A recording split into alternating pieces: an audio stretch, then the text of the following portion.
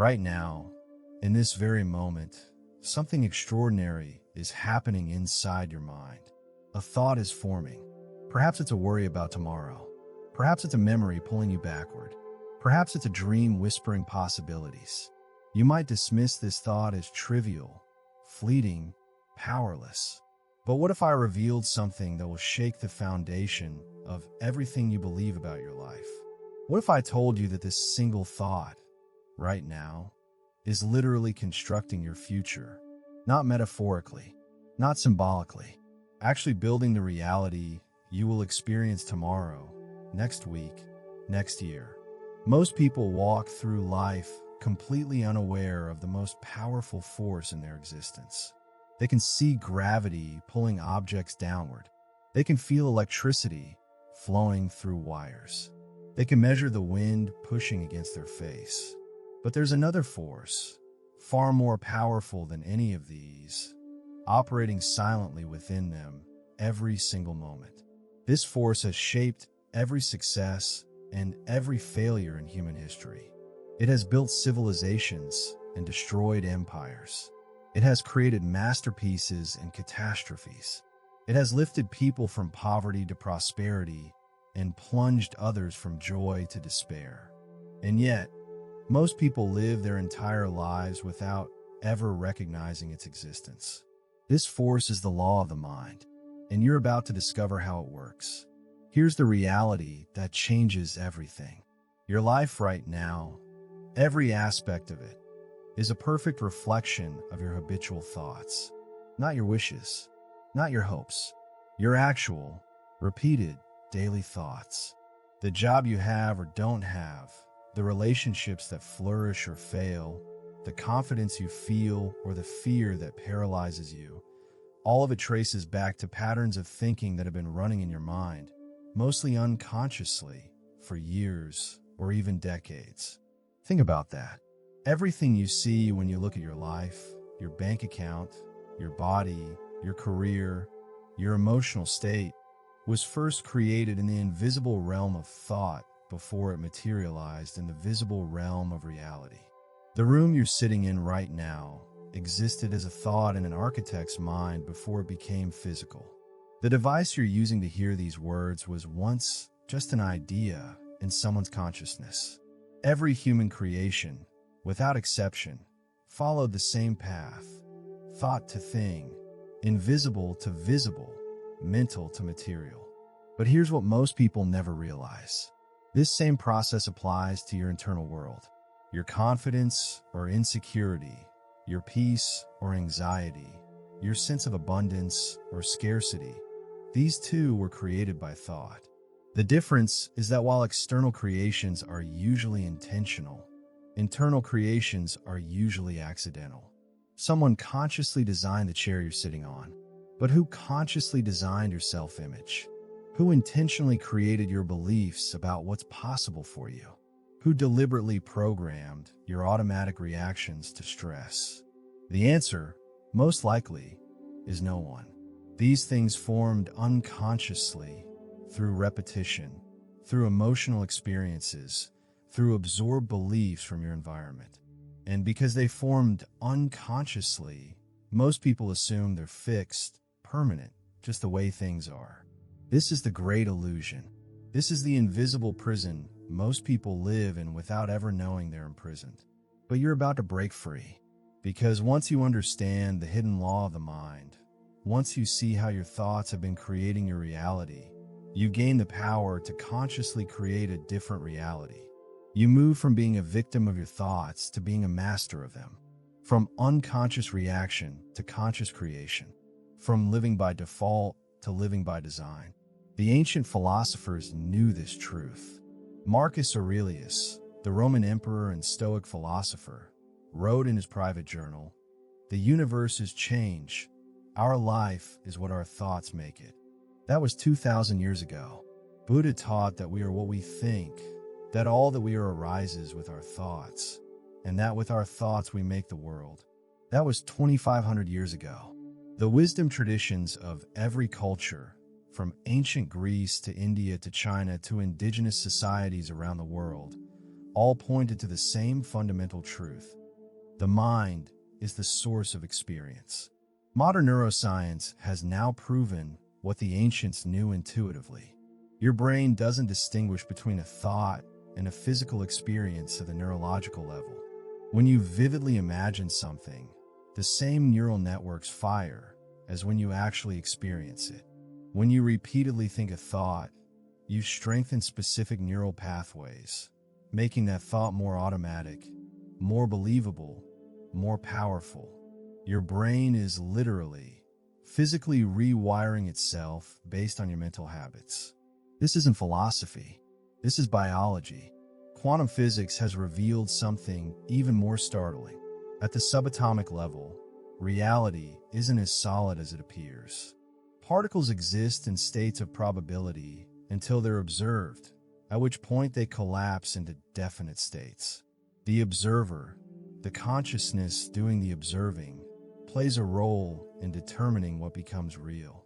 Now, I'm not suggesting you can manifest $1 million just by thinking about it. That's a misunderstanding of these principles.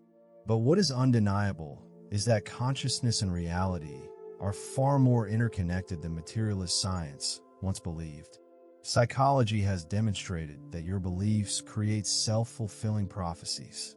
If you believe you're unlikable, you'll unconsciously behave in ways that push people away, confirming your belief.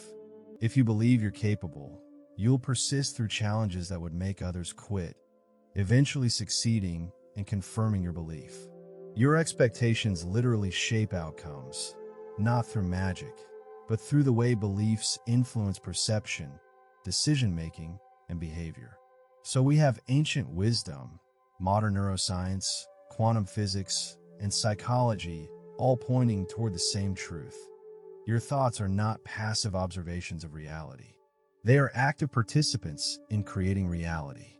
Yet despite all this knowledge, despite thousands of years of wisdom and decades of scientific research, most people still live as though their thoughts don't matter. They ruminate on worst-case scenarios and wonder why they feel anxious. They replay past failures and wonder why they lack confidence. They focus on what's missing and wonder why they feel empty. They think the same thoughts they thought yesterday, last week, last year, and wonder why their life never changes. Einstein captured this perfectly when he said, "We cannot solve our problems with the same level of thinking that created them." But most people try exactly that. They want different results while maintaining the same thought patterns.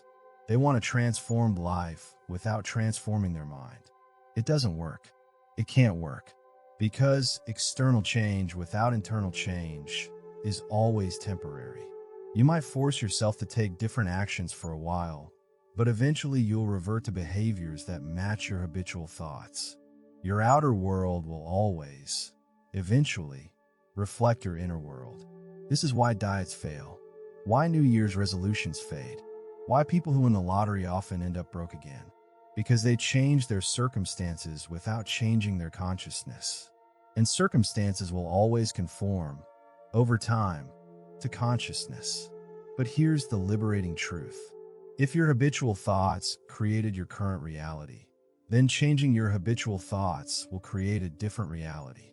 Not instantly, not magically, but inevitably, mechanically, lawfully. Because the law of the mind is as reliable as the law of gravity. It doesn't play favorites. It doesn't require you to be special or gifted or lucky. It simply operates. And once you understand how it operates, you can use it deliberately instead of being used by it unconsciously. This audiobook is your guide to understanding and applying the hidden law of the mind. We're going to go deep, far beyond surface-level positive thinking or simplistic affirmations. We're going to explore the actual mechanisms by which thoughts become things, the precise ways your mind constructs your experience of reality, and the specific, practical methods for reprogramming your mental patterns to create the life you actually want rather than the life your unconscious programming has been creating. This journey requires something from you. It requires your willingness to question everything you currently believe about yourself and reality.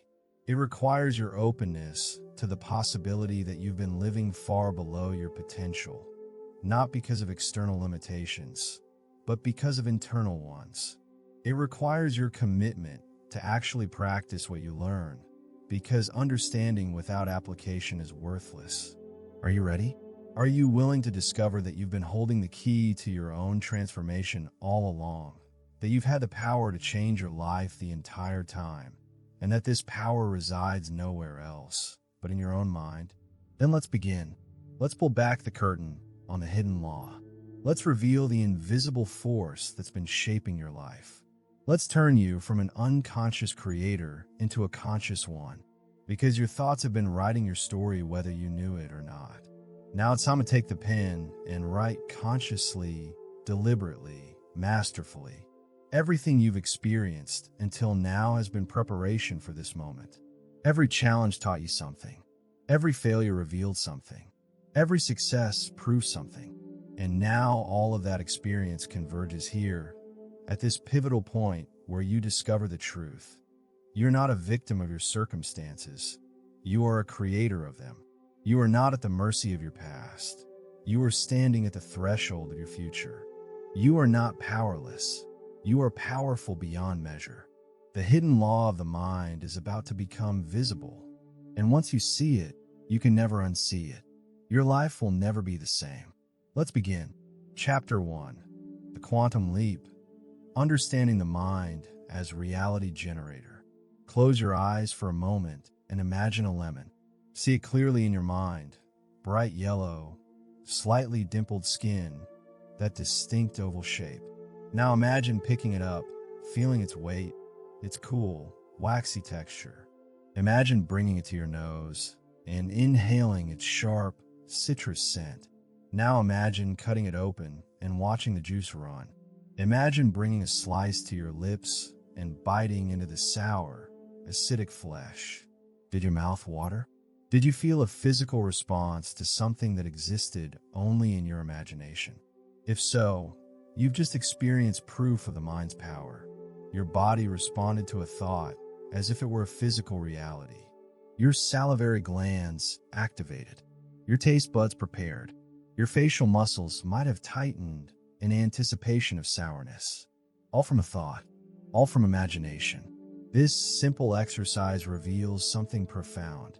Your nervous system cannot distinguish between a vividly imagined experience and a real one. To your brain, thought and reality blur together. This is not a metaphor. This is neurobiology. When you imagine something in rich sensory detail, the same neural networks activate as when you physically experience it. Athletes have used this principle for decades, visualizing perfect performance so vividly that their muscles actually rehearse the movements neurologically. Surgeons mentally practice procedures before performing them. Musicians imagine playing pieces perfectly, strengthening the neural pathways that control their fingers. But here's what most people never consider. If your mind can create a physical response from an imagined lemon, what other physical responses is it creating from your imagined fears, your imagined inadequacies, your imagined limitations? When you imagine failure, your body prepares for failure. When you imagine rejection, your nervous system enters a defensive state. When you imagine lack, your brain activates scarcity-driven behaviors. You're not just passively thinking these thoughts. You're actively generating physiological states that then drive your actions and shape your reality. Your mind is not a passive observer of reality. It's an active generator of reality. Every moment, your brain is taking input from your senses, combining it with memory, filtering it through beliefs, and constructing your experience of what's real. You're not experiencing objective reality. You're experiencing your mind's interpretation of reality, and that interpretation is shaped by your habitual thought patterns. Two people can stand in the exact same situation and have completely different experiences because their minds are generating different realities. One person walks into a crowded room, and their mind generates opportunity, connection, excitement. Another person walks into the same room, and their mind generates threat, judgment, anxiety. Same room, same people, completely different realities. Why? Because reality isn't just what's out there. Reality is what your mind makes of what's out there. This is the first key to understanding the hidden law of the mind. You are living in a reality your mind is constantly creating. And your mind creates based on its programming, its patterns, its habitual ways of thinking. Most of this happens below conscious awareness, which is why it feels like reality is just happening to you. But it's not. You're participating in creating it every single moment through the thoughts you think and the attention you give. Now let's go deeper. Your thoughts don't just influence your perception of reality. They influence your actual physical body. The field of psychoneuroimmunology has definitively proven that your thoughts directly affect your immune system. Chronic negative thinking suppresses immune function. Studies show that people with pessimistic thought patterns have weaker immune responses, higher rates of illness, and slower recovery times. Conversely, optimistic thought patterns strengthen immune function. Your thoughts are literally chemicals. When you think a fearful thought, your body releases cortisol and adrenaline. When you think a grateful thought, your body releases serotonin and oxytocin. Different thoughts, different chemistry. Different chemistry, different physiology. Different physiology, different health outcomes. Your mind is a pharmacy, constantly dispensing chemicals based on your thoughts. And you're taking these chemicals every moment of every day. The question is, what kind of chemicals are your habitual thoughts prescribing? Are you dosing yourself with stress hormones or healing hormones? With inflammation-promoting chemicals or anti-inflammatory chemicals? With aging acceleration or longevity promotion? Your thoughts determine the answer. But it goes even further. Your thoughts shape your brain structure itself. Neuroplasticity, one of the most important discoveries in neuroscience, reveals that your brain is constantly rewiring itself based on your mental activity. Every thought you think strengthens certain neural pathways and weakens others. Think of it like this. Your brain is a vast network of potential pathways, like a forest with countless possible routes through it. The first time you think a particular thought, you're bushwhacking through undergrowth, creating a faint trail. Think that thought again and again, and the trail becomes a path. Keep thinking it, and the path becomes a road. Continue, and the road becomes a highway. Eventually, it becomes so automatic that your thoughts travel that route without any conscious effort. This is how beliefs form. A belief is simply a thought you've thought so many times that it's become a neural superhighway. You don't question it anymore. You don't examine it. It's just obviously true from your perspective, because your brain has made it so easy to think that you can barely think anything else. This is why changing beliefs feels so difficult. You're not just changing a thought. You're trying to route your thinking away from a superhighway and through the undergrowth of a new path. It's possible, but it requires understanding and consistent effort. Here's what's crucial to understand. The neural pathways you have right now, the ones that constitute your current personality, your habitual reactions, your automatic thoughts, they weren't handed down from heaven. They weren't genetically predetermined. They were created by your past thinking and your past experiences. And if they were created by past thinking, they can be recreated by future thinking. You are not stuck with the brain you have. You're not trapped in your current patterns. Your brain is plastic, moldable, shapeable, and you can reshape it through conscious, deliberate, repeated thought patterns. But most people never do this. They think the same thoughts today that they thought yesterday. They react the same way to situations today that they reacted yesterday. They run the same mental loops, rehearse the same worries, replay the same grievances, and then they wonder why nothing in their life changes. Your brain is changing every day based on your mental activity. The question is, are you changing it consciously in the direction you want to go, or unconsciously in the direction your past has been taking you? Let me share something that will fundamentally shift how you see yourself. You are not your thoughts. You are the awareness in which thoughts appear. This might sound philosophical, but it has immediate practical power. Most people are completely identified with their thinking. A thought appears in their mind, and they assume it's true, it's them, it's reality. But thoughts are not facts. Thoughts are mental events, clouds passing through the sky of consciousness. Some are accurate, some are distorted, some are helpful, some are harmful. Some reflect reality. Some reflect fear or past conditioning or absorb beliefs that were never true. When you identify with your thoughts, you have no power over them. You are them. They control you. But when you recognize that you are the awareness observing thoughts, everything changes. Now you have space. You can observe a thought without believing it. You can notice a negative thought pattern without being consumed by it. You can choose which thoughts to engage with and which to let pass by. This is not suppression. This is not denial. This is conscious discernment.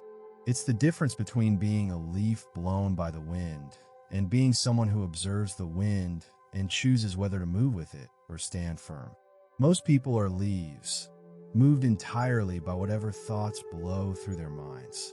But you can become the observer, the conscious chooser, the one who decides which thoughts to water and which to let wither.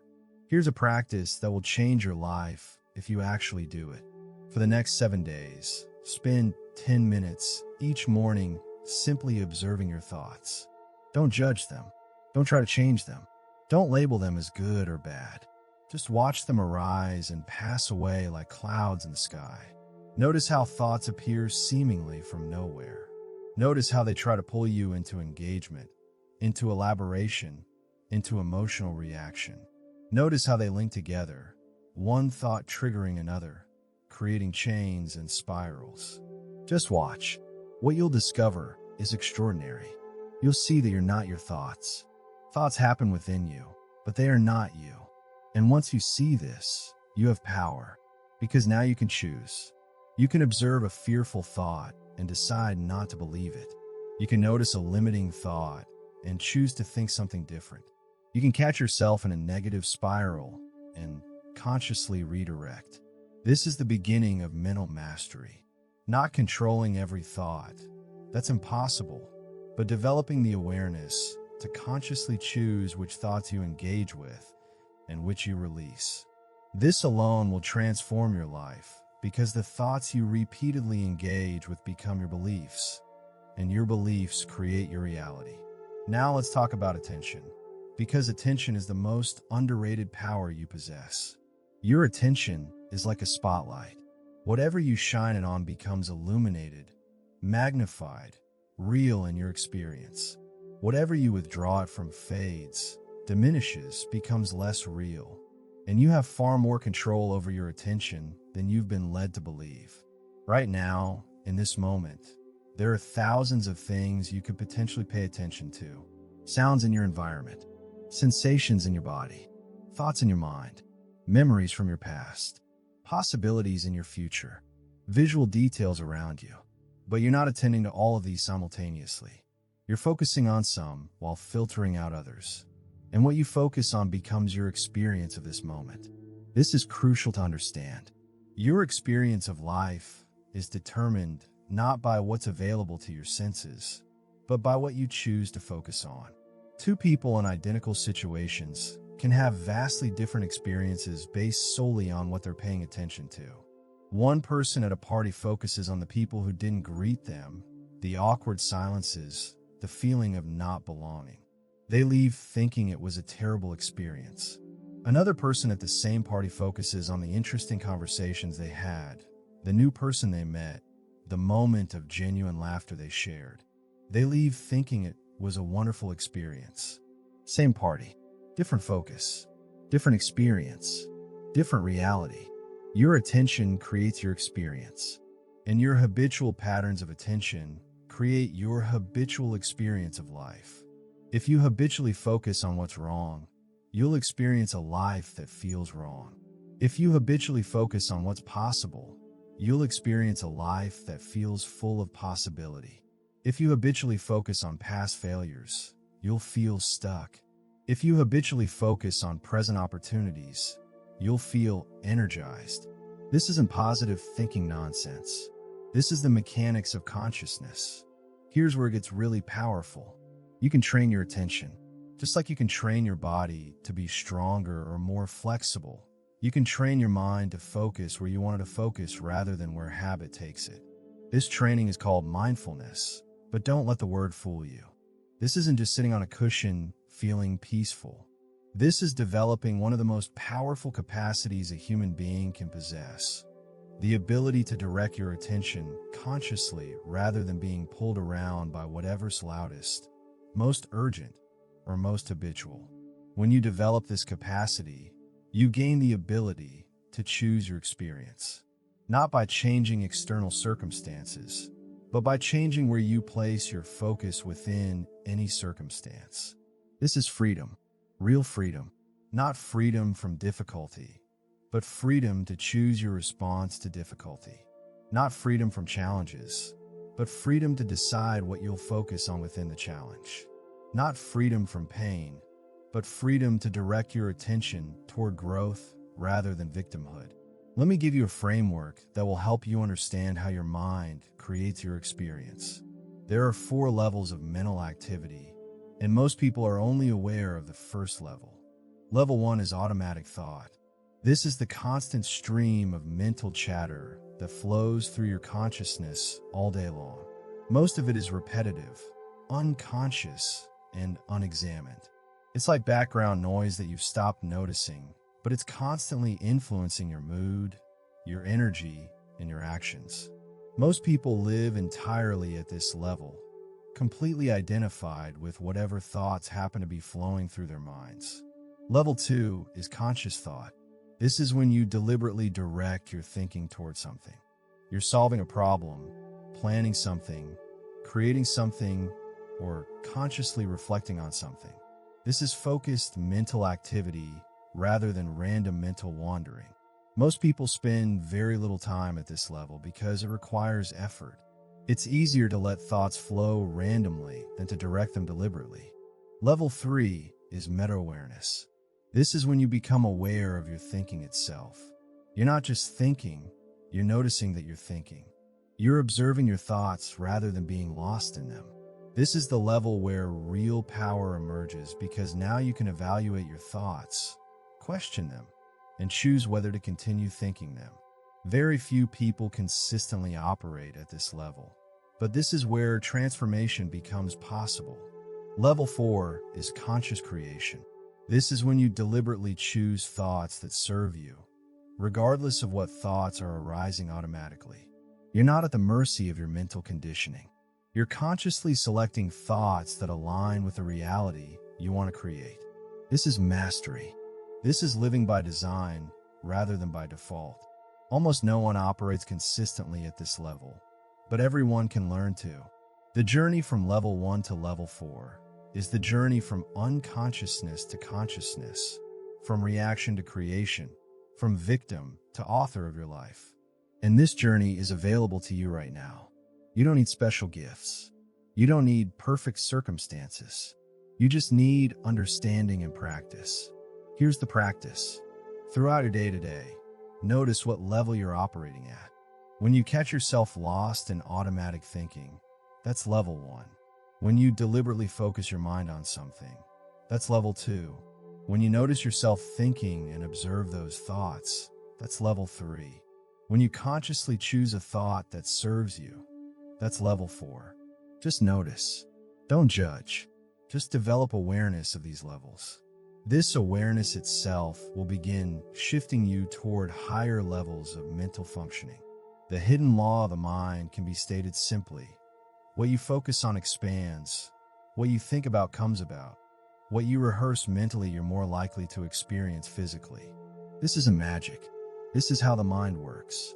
Your brain is a prediction machine, constantly using past data to predict the future and then guiding your behavior to make those predictions come true. If you predict failure, you'll unconsciously behave in ways that lead to failure. If you predict success, You'll unconsciously behave in ways that lead to success. Not because the universe is listening to your thoughts, but because your thoughts are directing your actions, and your actions create results. Most people are predicting and therefore creating outcomes they don't want because they're thinking thoughts they haven't consciously chosen. They're running on autopilot, letting old programming drive their predictions, and wondering why their life keeps taking them to destinations they don't want to reach. But you're about to change that, because now you understand. Your mind is not just observing reality. It's generating your experience of reality moment by moment through what you focus on, what you believe, and what you repeatedly think. This is the quantum leap in understanding. You're not trapped in objective reality that's happening to you. You're participating in creating your subjective reality that you're happening through. And while you can't control everything in objective reality, you have far more control over your subjective reality than you've ever imagined. That control lies in your thoughts, your attention, and your awareness. And you're about to learn exactly how to wield that control consciously, deliberately, powerfully. Your transformation has begun. Chapter 2. The Belief Architecture. How your mental programs were installed and how to rewrite them. There's a voice in your head right now telling you who you are, what you're capable of, and what's possible for your life. This voice speaks constantly, usually below conscious awareness, commenting on everything you do, predicting outcomes, interpreting situations. Most people think this voice is simply describing reality. But here's the truth that changes everything. This voice isn't describing reality. It's creating reality through the beliefs it's constantly reinforcing. Let me take you back to a moment you don't remember. You were born into this world with no beliefs whatsoever. As an infant, you had no concept of limitation, no understanding of impossible, no idea that you weren't capable of absolutely anything. You reached for everything with equal confidence. The moon, a toy, a face, it didn't matter. Everything was equally accessible in your unlimited infant consciousness. You had no belief saying, "That's too far," or "I can't do that," or "I'm not the kind of person who reaches for moons." Then something happened. Life began programming you. Not maliciously, not deliberately, but inevitably. Every experience you had, every word spoken to you, every reaction from your environment began installing software into your mental operating system. And most of this software is still running today, decades later, determining what you think is possible and what you think is beyond you. Let me show you how this programming works. Imagine a young child, maybe 3 years old, trying something new, building a tall tower of blocks. They're fully engaged, completely confident. Then the tower falls. The child's face registers surprise, but not defeat. They start building again. But then an adult, meaning well, says, "Oh, honey, that's too hard for you. Here, let me do it." A thought enters the child's mind. Maybe I can't do hard things. The child tries again later, and the tower falls again. Another adult says, "You're just not good at this. Why don't you try something easier?"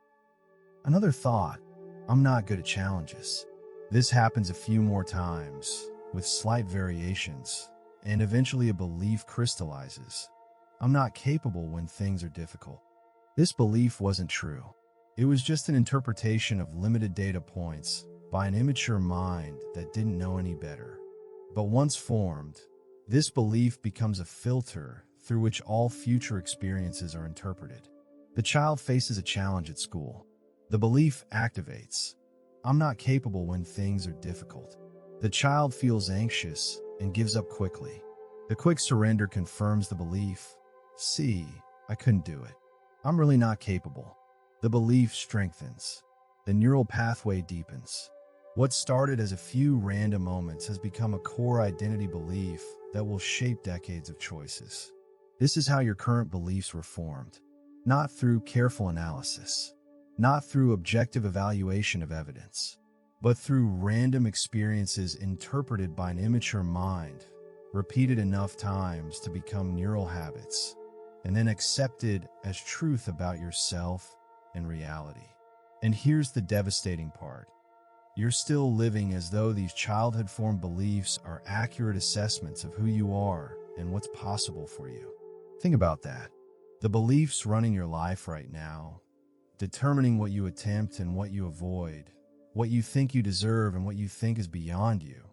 These beliefs were formed by a child who didn't have the cognitive capacity to evaluate evidence accurately, who couldn't distinguish between temporary setbacks and permanent limitations, who couldn't recognize that other people's opinions were projections of their own limitations rather than accurate assessments of your potential. And yet these childhood-installed programs are still running, still determining your choices, still creating your reality, unless you consciously examine and update them, which almost no one does. Most people run on childhood programming their entire lives, never questioning whether these ancient beliefs are still relevant, still accurate, still serving them. Let's look at the specific mechanism by which thoughts become beliefs.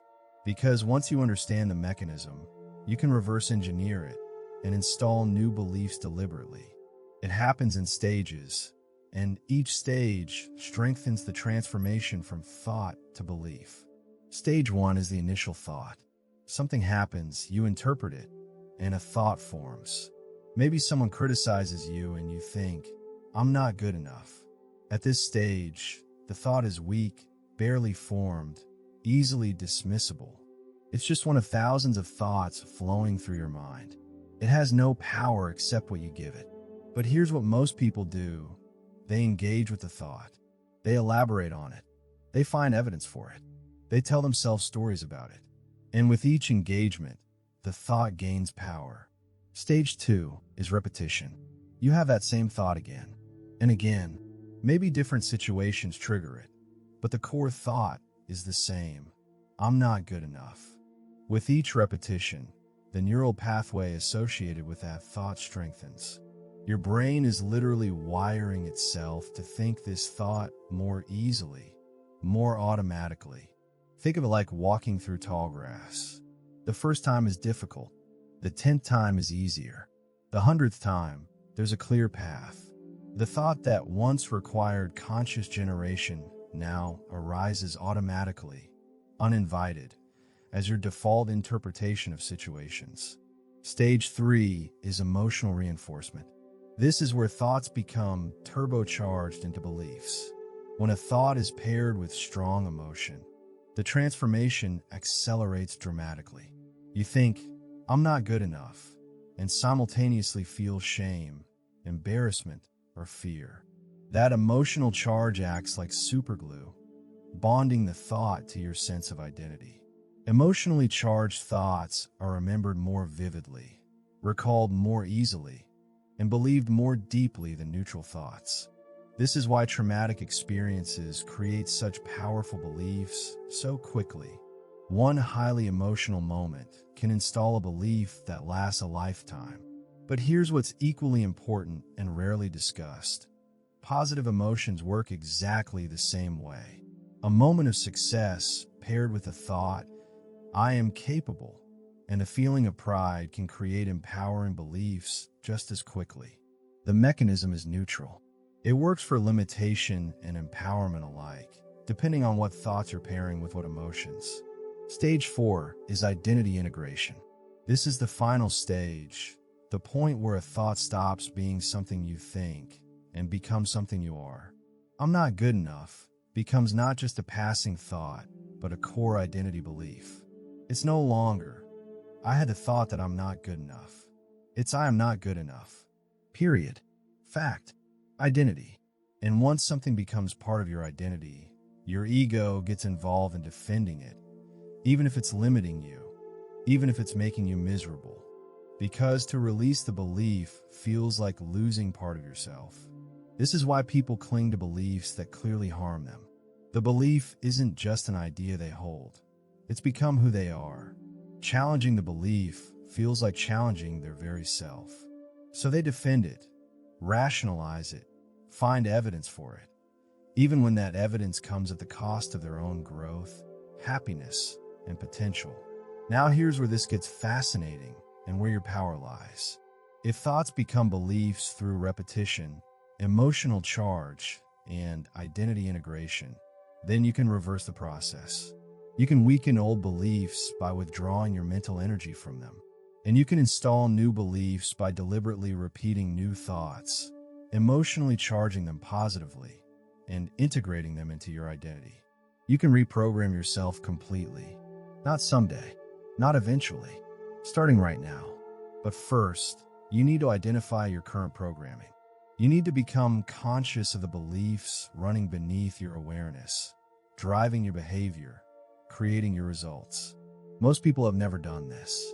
They've never stopped to ask, what do I actually believe about myself, about others, about life?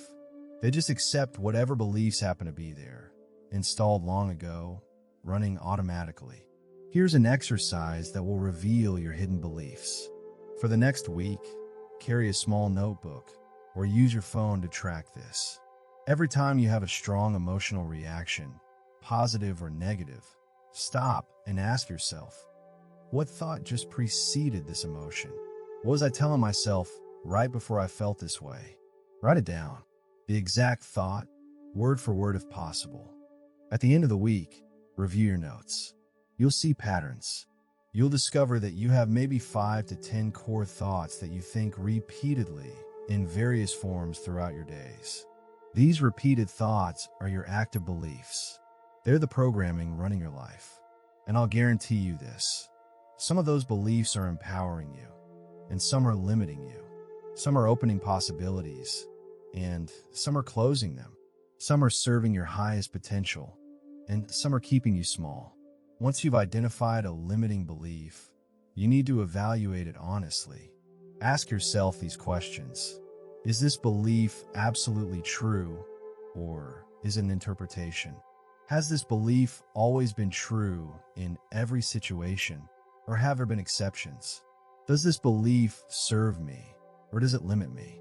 Would I teach this belief to someone I love, or would I tell them something different? If I continue holding this belief for the next 10 years, where will I be? These questions create space between you and your belief. They help you see that the belief isn't you, and it isn't necessarily truth. It's just a thought pattern you've been practicing for a long time. And any pattern you've practiced, you can unpractice. Any pattern you haven't practiced, you can begin practicing. Let me share a true story that illustrates this perfectly. There was a woman named Sarah who believed for 30 years that she was not creative. This belief was installed in childhood when an art teacher told her, some people are creative and some people aren't. You're in the second category. Sarah took this random teacher's opinion, repeated it to herself thousands of times over 3 decades, and it became core identity. She avoided creative pursuits. She never tried writing, painting, designing, anything that required creativity. She had structured her entire life around this belief. Then someone asked her a simple question. How do you know that's true? She said, what do you mean? I've never been creative. They responded, you've never tried because you believed you weren't creative, but you haven't actually tested it as an adult. You've just been repeating something a teacher said when you were 8 years old. This question cracked something open. Sarah realized her belief wasn't based on evidence. It was based on one person's opinion absorbed at a vulnerable age, and then reinforced through decades of avoidance. She hadn't failed at creativity. She'd simply never attempted it. So, she started testing the belief. She took a writing class. She was terrified, convinced she'd be exposed as not creative. But something interesting happened. She could write. Not brilliantly at first, but adequately. More importantly, she enjoyed it. She took another class. She improved. She started writing regularly. Within 2 years, she'd published several essays in online magazines. Within 5 years, she'd written a book. The belief that she was not creative wasn't true. It was just a thought she'd been thinking for 30 years without ever questioning it. And the moment she questioned it, tested it, and replaced it with a new thought, I am learning to express myself creatively, everything changed. Not because she changed who she was, but because she stopped believing a limiting lie about who she was. You have beliefs like this. Everyone does. Beliefs about your capabilities, your worthiness, your potential. And most of these beliefs are not true. They're just thoughts you've been thinking for a long time, stories you've been telling yourself, programs installed by others and never updated by you. But they feel true because you've practiced them so thoroughly that they've become neural highways. Your brain can barely think anything else because the alternative pathways have never been developed. But here's the empowering truth. You can develop those alternative pathways starting today. You can begin installing new beliefs deliberately, consciously, strategically, not by lying to yourself, not by denying reality, but by recognizing that your current beliefs are interpretations, not facts, and that you can choose different interpretations that serve you better. Here's how you do it. First, identify the specific limiting belief you want to change. Be precise. Not, I have negative thoughts about myself, but I believe I'm not capable of handling difficult conversations. Specificity is power. Vague awareness produces vague change. Precise awareness produces precise change. Second, examine the evidence for and against this belief objectively. Your mind has been practicing confirmation bias, looking for evidence that supports the belief while filtering out contradictory evidence. Consciously reverse this. Ask yourself, when have I successfully handled difficult conversations? Because you have. You're alive and functional, which means you've navigated thousands of human interactions, including difficult ones. Your belief has been filtering out these successes, but they exist. Find them, list them, acknowledge them. This weakens the certainty of the old belief. Third, create a new belief that's believable right now. This is crucial. If your limiting belief is, I'm incapable of handling difficult conversations, your new belief can't be, I'm amazing at difficult conversations. Your mind will reject that as obviously false based on your current evidence. The gap is too wide.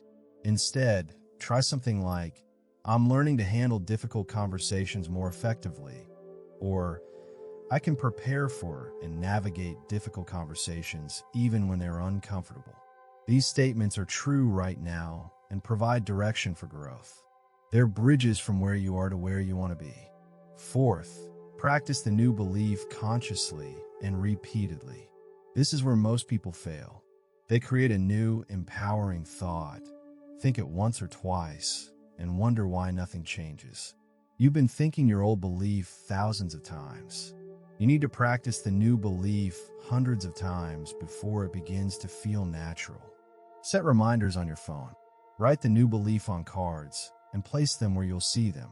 Say it out loud in the morning and evening. Think it deliberately throughout your day. You're creating a new neural pathway, and that requires repetition. Fifth, emotionally charge the new belief. Remember, emotions supercharge belief formation. So when you practice your new thought, don't just repeat it mechanically. Feel it. Connect with why this new belief matters to you. Visualize yourself embodying this belief. Imagine how your life will be different as this belief becomes stronger. Generate positive emotion around the new thought. This emotional charge accelerates the transformation from thought to belief. Sixth, gather evidence for your new belief. Your brain needs data, so start acting in alignment with your new belief, even in small ways, and then acknowledge each success, no matter how minor. If your new belief is, I'm learning to handle difficult conversations more effectively, then have a difficult conversation. Prepare for it. Navigate it as skillfully as you can. Then afterward, regardless of the outcome, acknowledge that you did it. You didn't avoid it. You showed up. You handled it. That's evidence for your new belief. Do this repeatedly, and the evidence accumulates. Your brain starts to accept the new belief as true because you're proving it with action. Seventh, be patient but persistent. Belief change doesn't happen overnight. The old belief has years or decades of reinforcement behind it. The new belief is just beginning. There will be moments when the old belief surges back, when circumstances trigger the old neural pathway, and you find yourself thinking and feeling according to the old program. This is normal. This is not failure. This is just the old pathway trying to reassert itself. Your job is simply to notice it, not judge yourself for it, and consciously redirect back to your new belief. Over time, with consistent practice, the new pathway strengthens and the old one weakens. It becomes easier to think the new thought, more natural, more automatic, until one day you realize you're not practicing anymore. You simply believe differently now. This is the process of deliberate belief change. It's simple in concept, but requires commitment in execution. Most people won't do this work. They'll stay with their default programming, complaining about results while refusing to examine the beliefs creating those results. But you're different. You're here, learning this, which means you're willing to look beneath the surface to examine your programming and to consciously update it. Let me address something important. Some people resist this work because they fear they're being inauthentic, that they're creating a false self instead of being their true self. But here's what they don't understand. Your current self, the one you think is authentic, is largely composed of beliefs you didn't consciously choose. Those beliefs were installed by others, by random experiences, by immature interpretations. That's not your authentic self. That's your conditioned self. Your authentic self is the one you consciously create by examining your programming and choosing beliefs that align with your highest values and deepest potential. That's not fake. That's liberation. Your beliefs are not you. They're simply mental habits, and habits can be changed.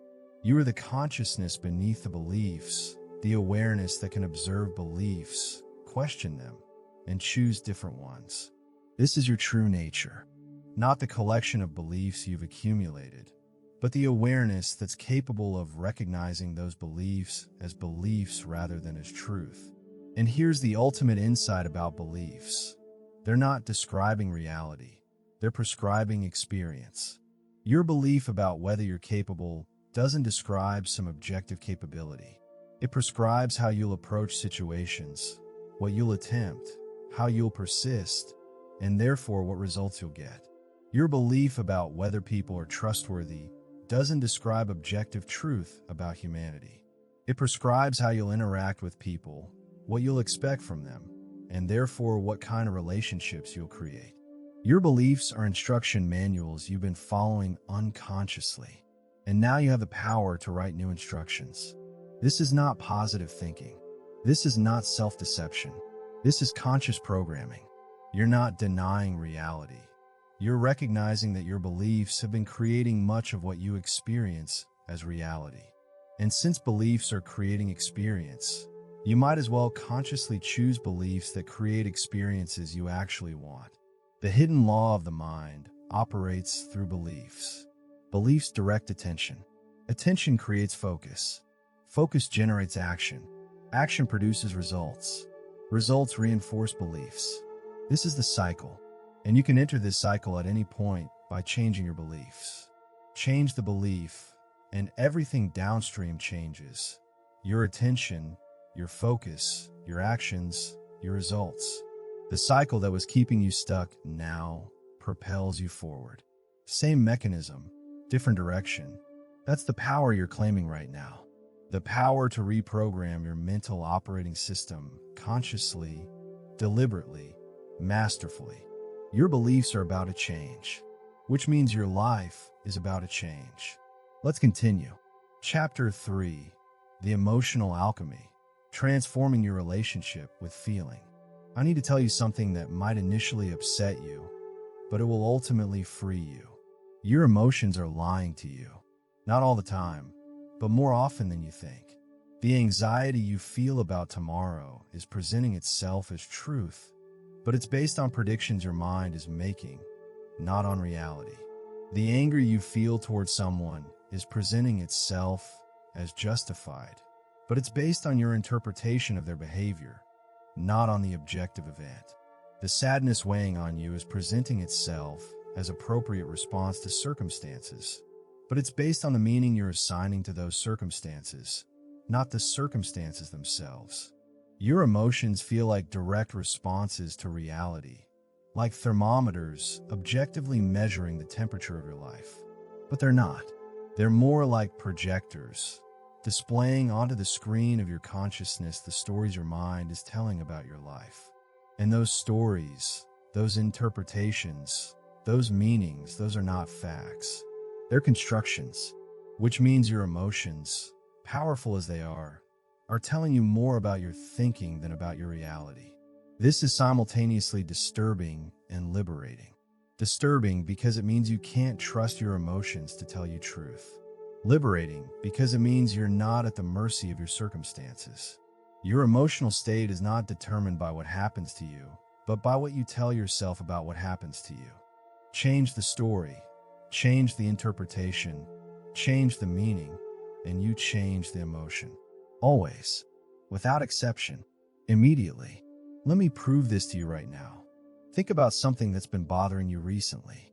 Maybe a situation at work, maybe a conflict with someone, maybe a disappointment or setback. As you think about it, notice the emotion that arises. Maybe frustration, maybe anxiety, maybe sadness. Feel it. That emotion feels connected to the situation itself, as though the situation is causing the emotion. But it's not. Watch what happens when I ask you to interpret the situation differently. What if this situation, whatever it is actually protecting you from something worse?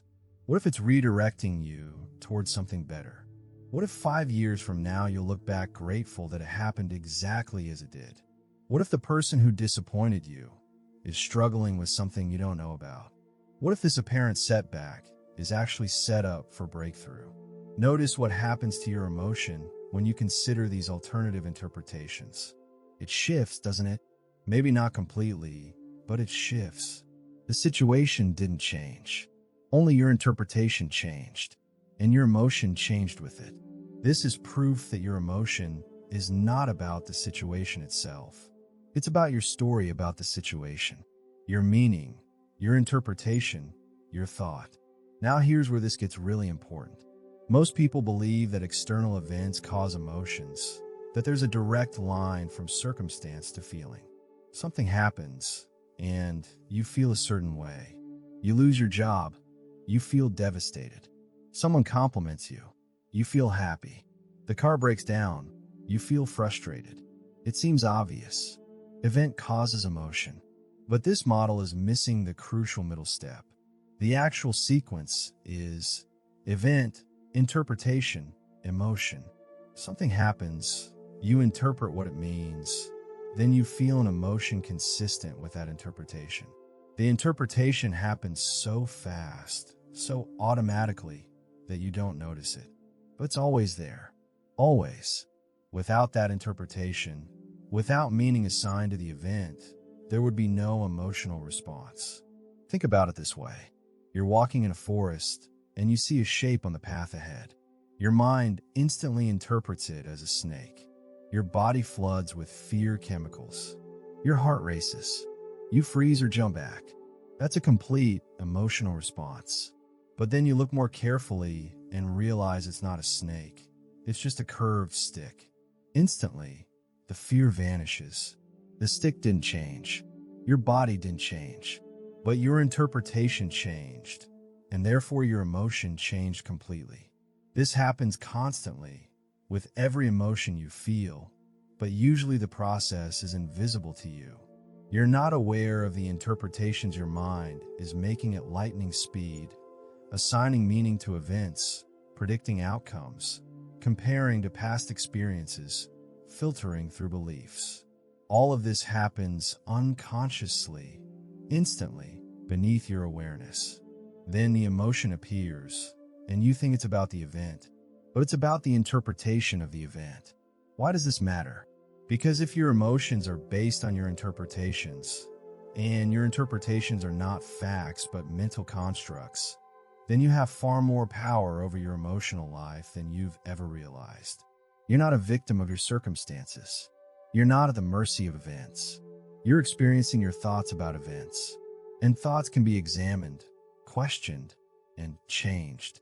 Let me take you deeper into the mechanics of emotion. There's something happening in your emotional life that you've probably never noticed, but once you see it, you'll never unsee it.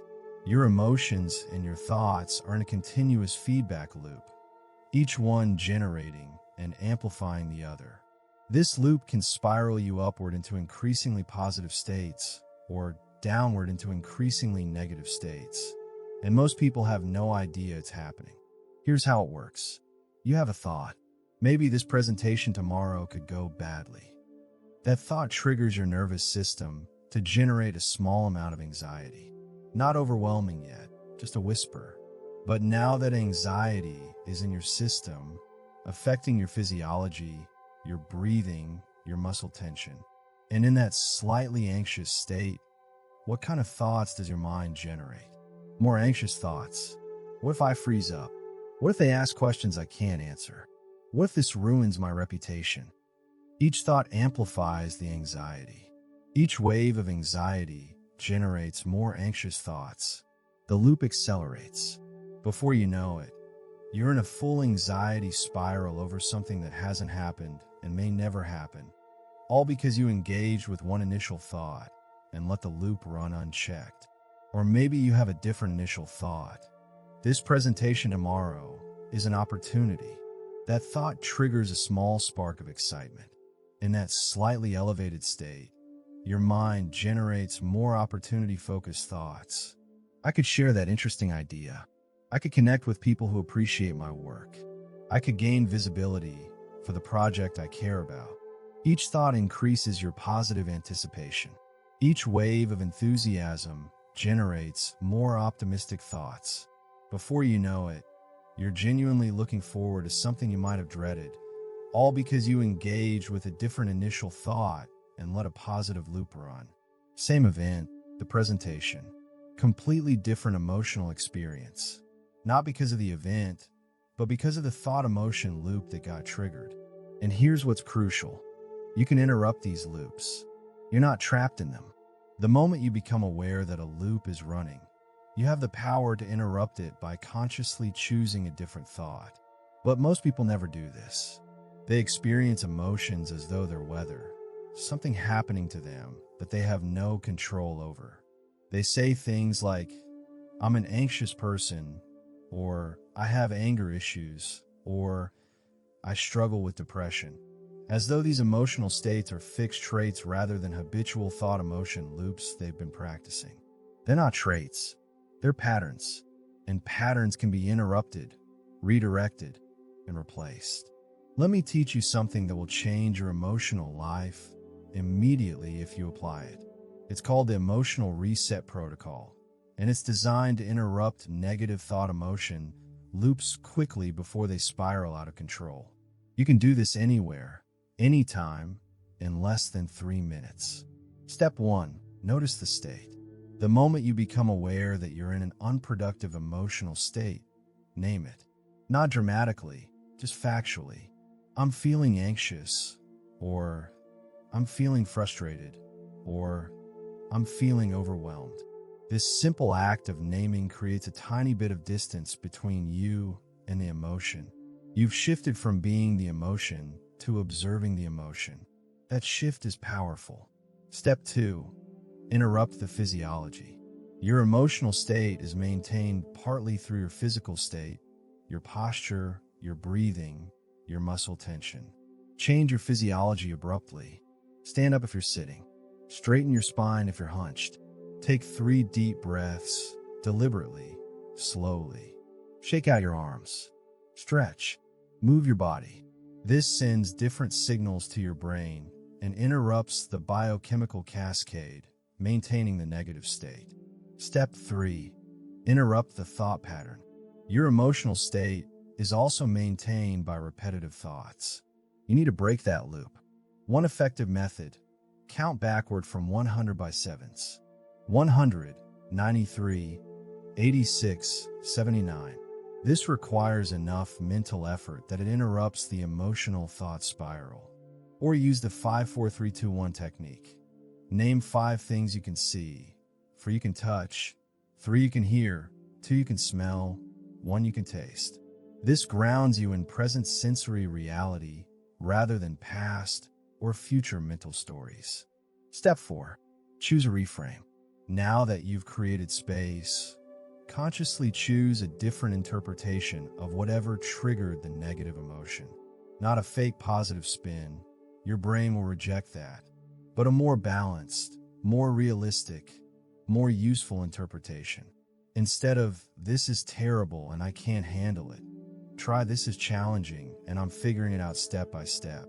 Instead of, "They did this to hurt me," try, "They're dealing with something I don't fully understand."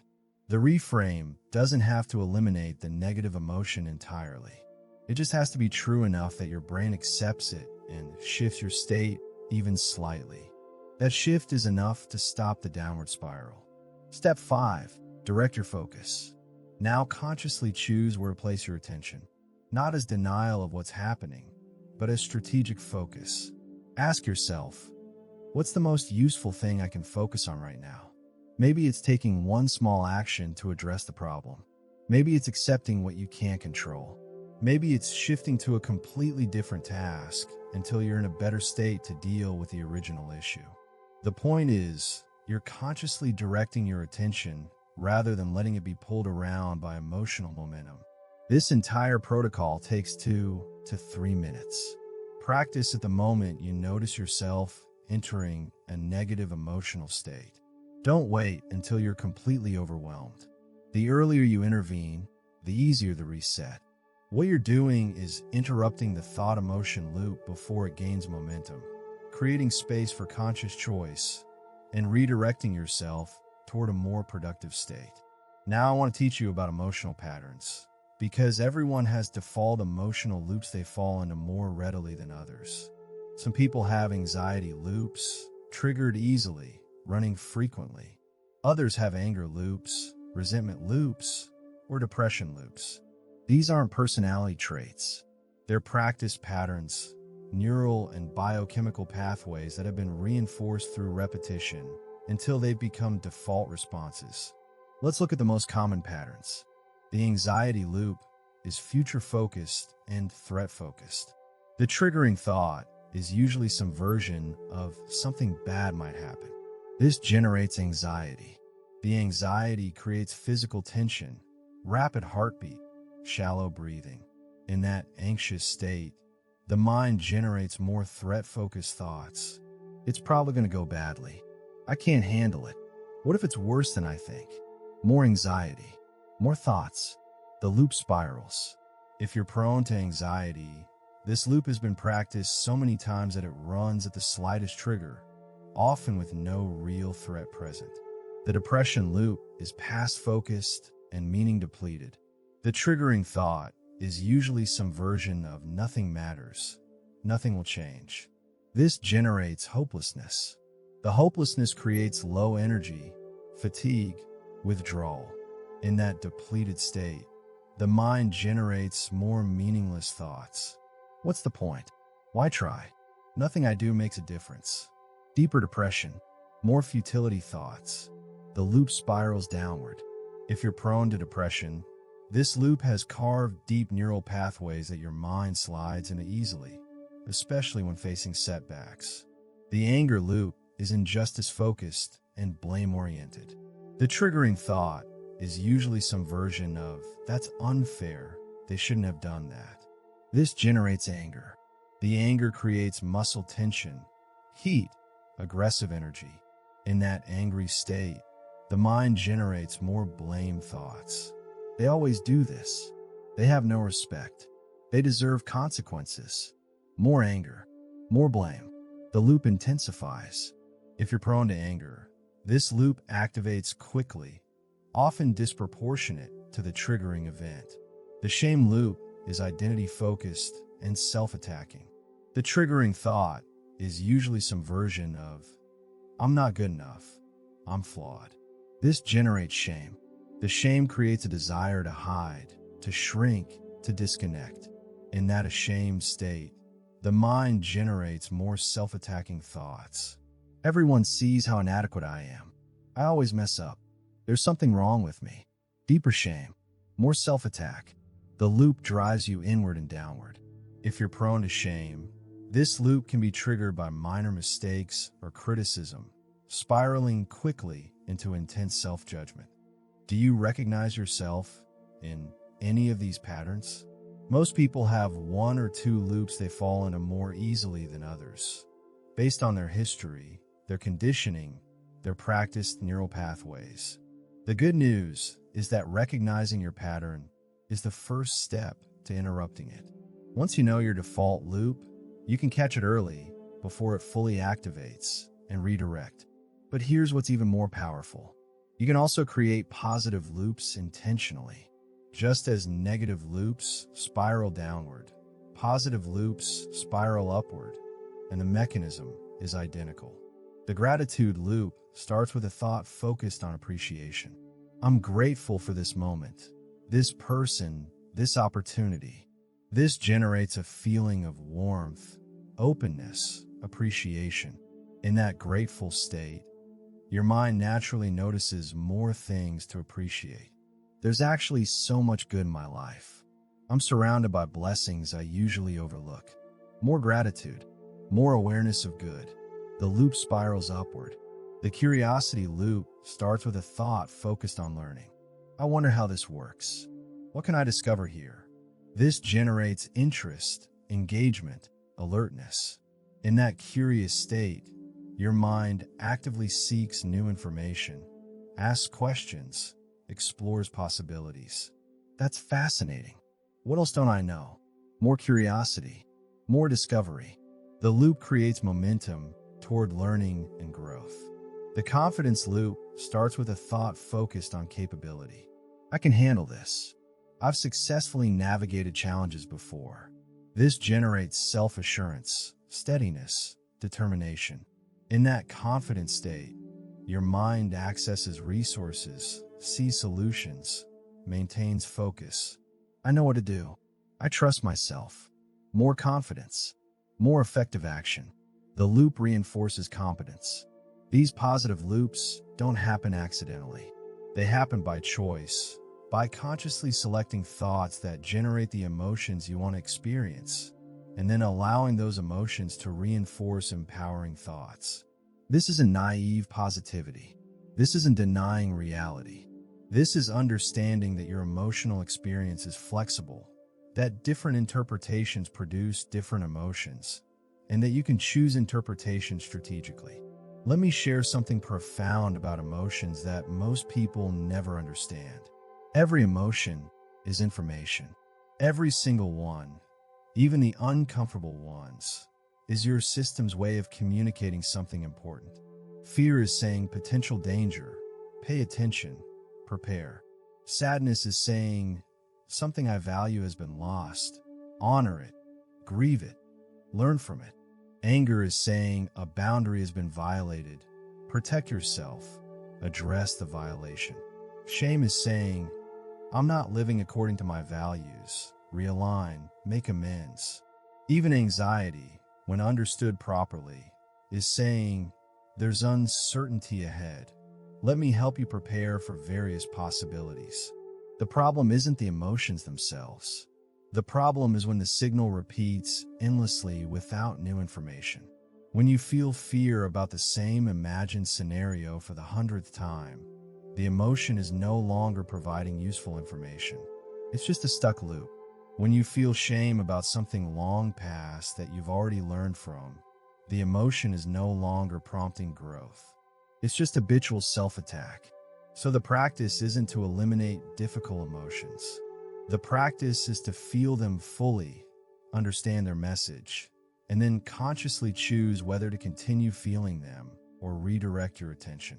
If fear arises because you're about to do something genuinely risky, listen to it. Let it help you prepare. But if fear arises because you're imagining worst-case scenarios that probably won't happen, notice it, acknowledge it, and consciously redirect to more balanced thinking. This is emotional intelligence, not the absence of difficult emotions, but the capacity to recognize them, understand what they're communicating, and consciously choose your response rather than automatically reacting. And this capacity can be developed through practice. Here's a daily practice that will transform your emotional life. At the end of each day, spend 5 minutes reviewing your emotional experiences, not judging them, just observing them. What emotions did you feel today? What triggered them? What thoughts were associated with them? What loops did you find yourself in? Did you interrupt any loops successfully?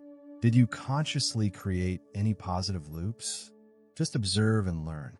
You're developing meta-awareness, the ability to see your emotional patterns from a distance rather than being lost in them. Then ask yourself, if I could redesign my emotional experience tomorrow, what would I change?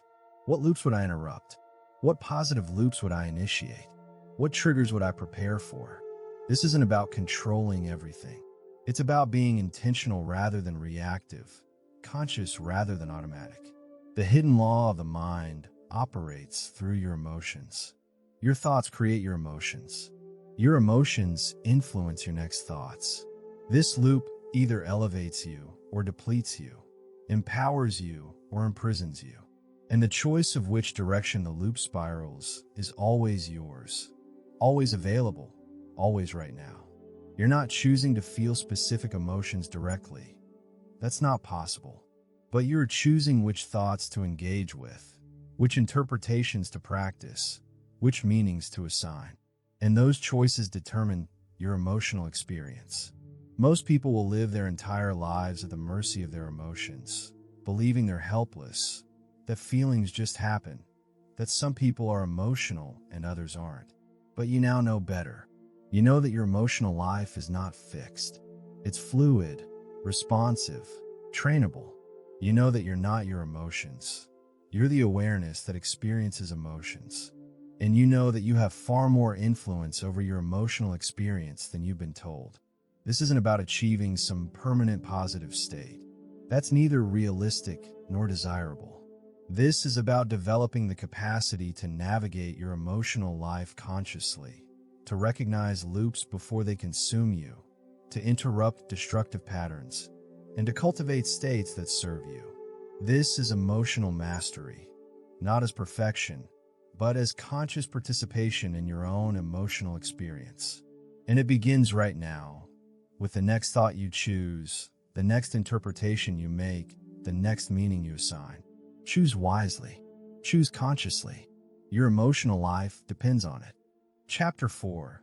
The Reprogramming Revolution. Becoming the master programmer of your mind.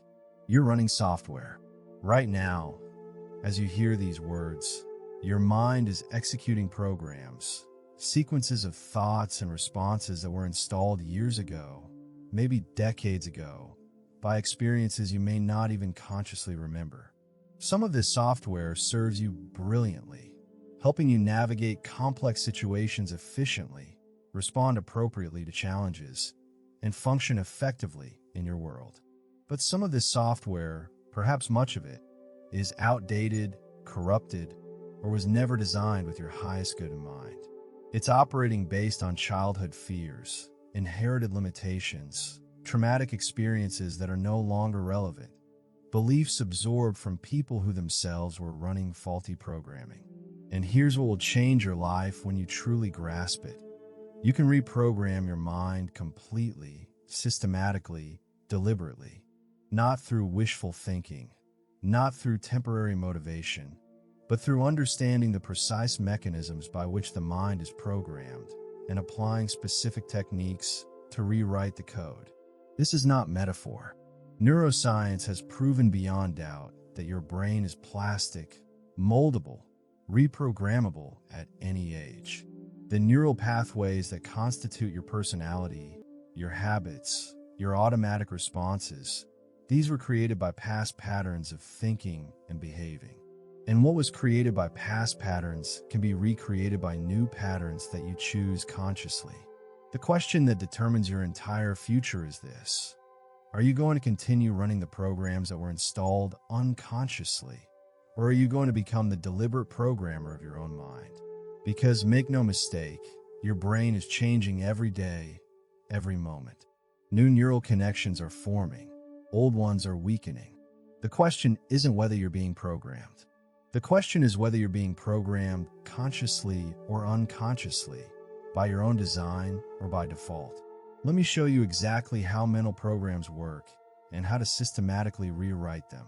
A mental program is essentially a sequence of thoughts, emotions, and behaviors that have been linked together through repetition until they execute automatically when triggered. Something happens in your environment. Your program detects it as a trigger, and immediately, without conscious thought, a cascade of reactions occurs. You didn't decide to react this way. You didn't choose these thoughts or feelings. They just happened. That's a program running. For example, someone criticizes your work. That's the trigger. Instantly, you feel defensive, your jaw tightens, your mind generates justifications or counterattacks. Maybe you feel anger, maybe shame, maybe both. You didn't consciously choose this response. It's automatic. It's a program that was installed through past experiences of criticism and has been running the same way for years. Or maybe you face a challenge, something difficult you need to do. That's the trigger. Immediately, you feel overwhelmed, your energy drops, your mind generates thoughts like, this is too hard, I can't do this, I'll probably fail. Your body wants to avoid, procrastinate, distract. Again, you didn't choose this response. It's a program. These programs were installed through a process called conditioning. Something happened. You responded in a particular way, and that response either achieved something you wanted or avoided something you feared, so your brain marked it as effective and made it automatic. Now that response is your default programming, and it will remain your default until you consciously install new programming to replace it. Here's the process for deliberate reprogramming. It has 6 distinct stages, and each stage is necessary. Skip any stage, and the reprogramming won't hold. But follow all 6 consistently, and you can rewrite any program, any pattern, any automatic response you want to change. Stage 1 is awareness and identification. You cannot change a program you're unaware of. The first requirement is developing the capacity to observe your automatic patterns without being completely identified with them. This means catching yourself in the act, noticing when a program is running. Most people go their entire lives without ever doing this. They're so identified with their programs that they think their automatic reactions are just who they are, their personality, their nature. But your programs aren't you. They're patterns you've been practicing. And the first step to changing them is seeing them clearly. Start by identifying your most consistent triggers and your automatic responses. What situations predictably produce the same reactions in you? What thoughts automatically appear in certain contexts? What behaviors do you find yourself doing without conscious choice? Be specific. Write them down. For example, when someone questions my work, I immediately become defensive and either shut down or attack back. That's a program identified. When I face a financial decision, I feel anxious and procrastinate. That's a program identified. When someone gets close emotionally, I create distance and find reasons to pull away. That's a program identified. The more precisely you can articulate your programs, the more effectively you can target them for reprogramming. Vague awareness produces vague change. Precise awareness produces precise change. And here's what's challenging. Your ego will resist this process. Identifying programs means acknowledging that much of what you think and feel and do isn't conscious choice. It's conditioning. The ego prefers to believe it's in control, that everything you do is deliberate. Admitting otherwise feels threatening. But push through this resistance. This awareness isn't about self-judgment. It's about self-understanding. You're not bad for having unconscious programs. Everyone has them. The only difference between someone who's stuck and someone who's evolving is awareness. Stage 2 is interruption and disruption.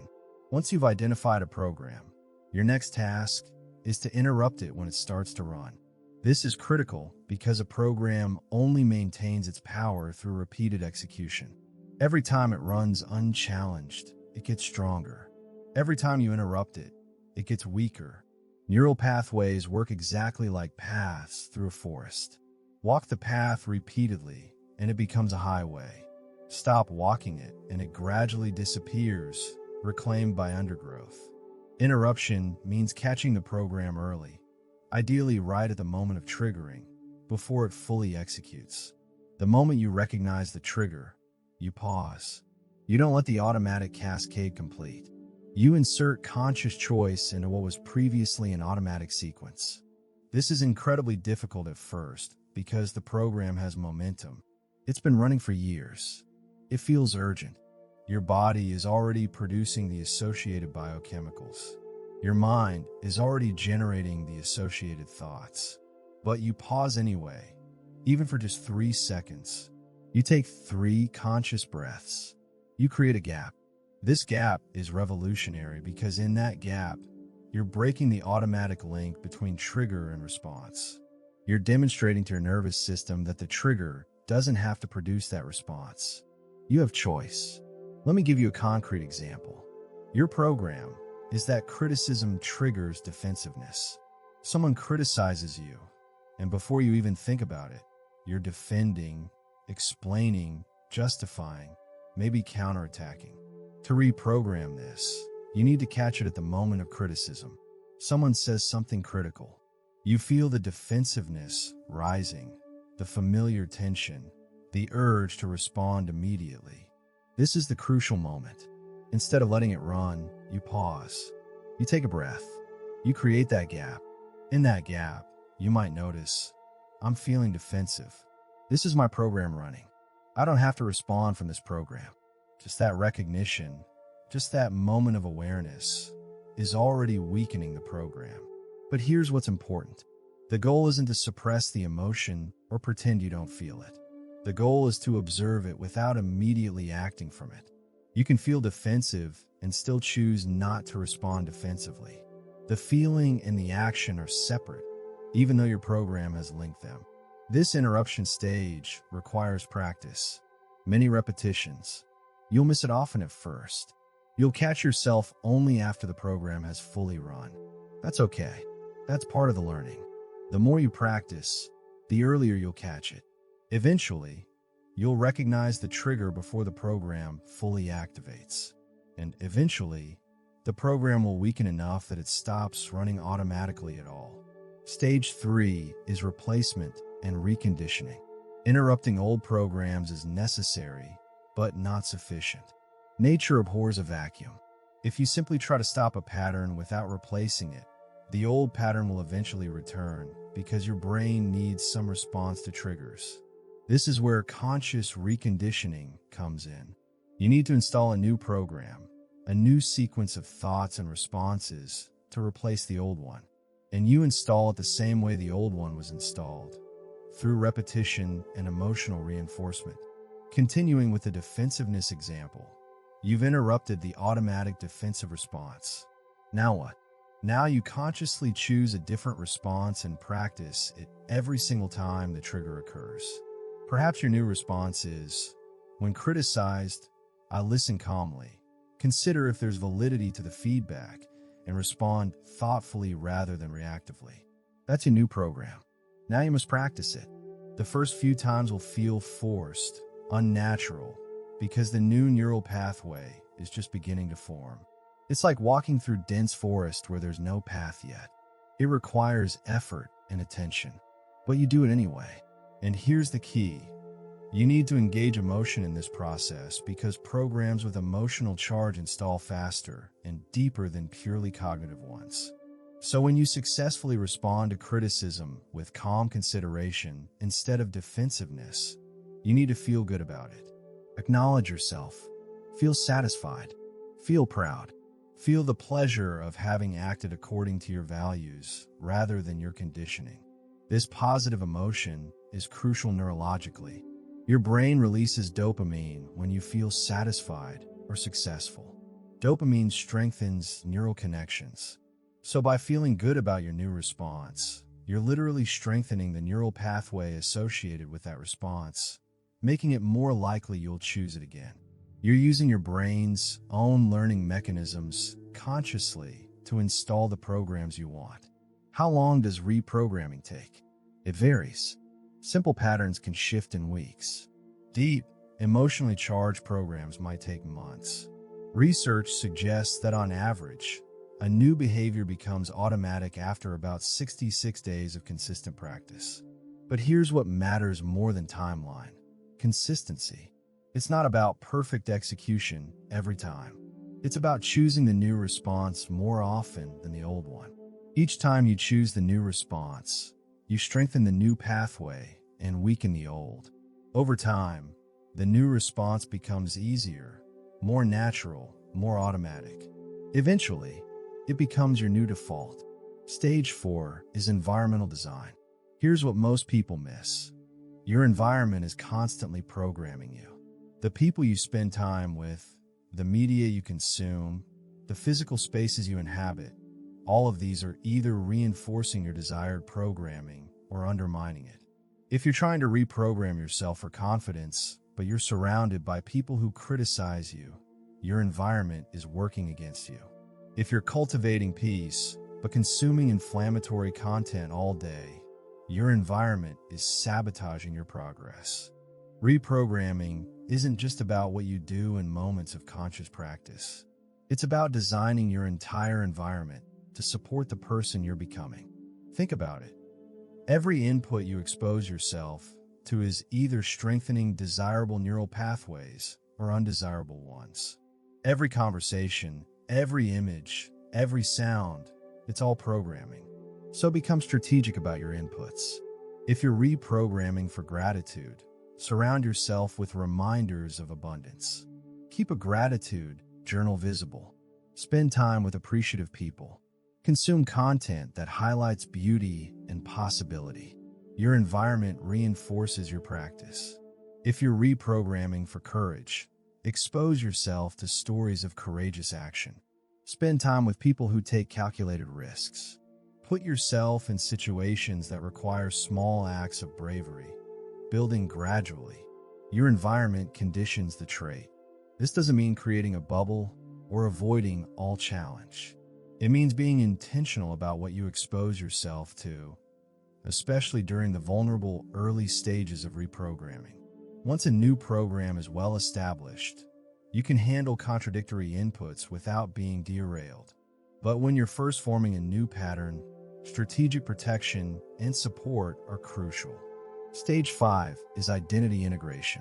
This is the deepest level of reprogramming and the most transformative.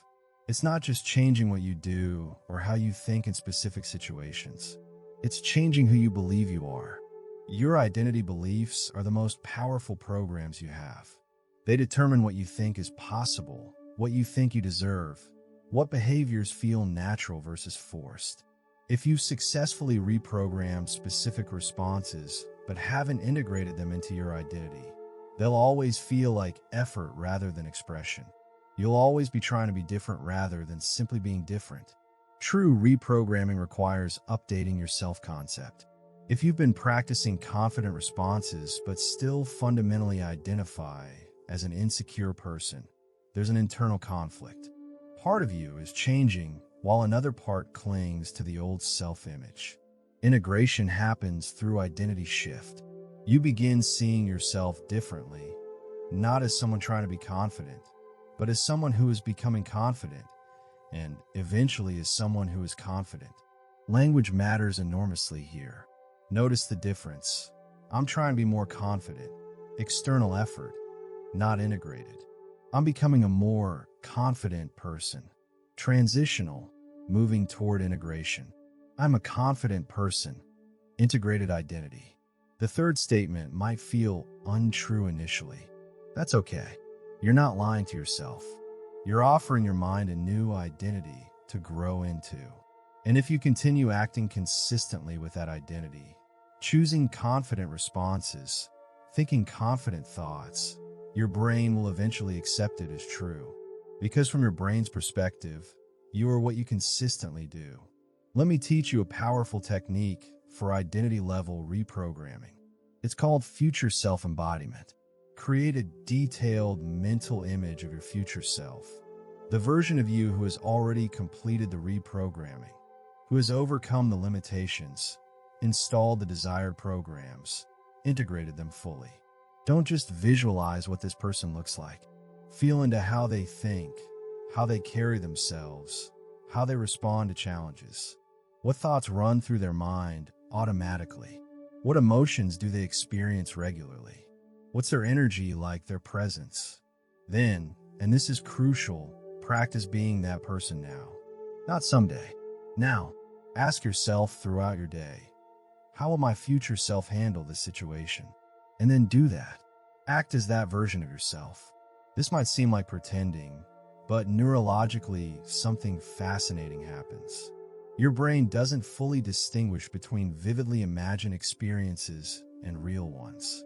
When you deeply embody your future self, you're creating the neural patterns associated with that identity.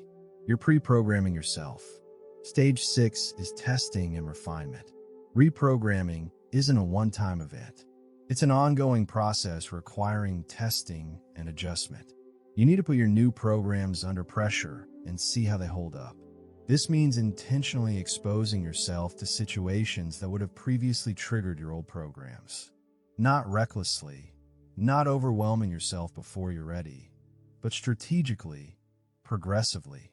If you've reprogrammed defensiveness to openness, put yourself in situations where you'll receive feedback. If you've reprogrammed anxiety to calm, face situations that would have previously made you anxious. This serves two purposes. First, it strengthens the new program through real-world application. Practice in controlled conditions is valuable, but nothing compares to real-world testing. Second, it reveals where your programming still needs work. Maybe you discover your new program works beautifully in most situations, but breaks down under specific conditions. That's valuable information telling you where to focus continued effort. And here's something vital. Failure is part of the process. You will sometimes revert to old programs. You will get triggered and respond automatically in the old ways. This doesn't mean the reprogramming isn't working. It means you're human. The difference between someone who successfully reprograms and someone who gives up is how they interpret setbacks. The person who gives up thinks, see, I can't change. I'm still the same. The person who succeeds thinks, I reverted to an old pattern. That's useful data. Now I know I need more practice in that specific situation. No judgment, just information, just continued practice. The hidden law of the mind operates through programming. Your habitual programs create your habitual results. Change your programs, and you change your results. Not instantly, not magically, but inevitably. Because programs, once installed and practiced consistently, run automatically. They become who you are. And when your automatic responses change, everything changes. Your relationships improve because you're responding differently. Your performance improves because you're thinking differently. Your emotional life improves because you're interpreting differently. Same circumstances, different programming, completely different life.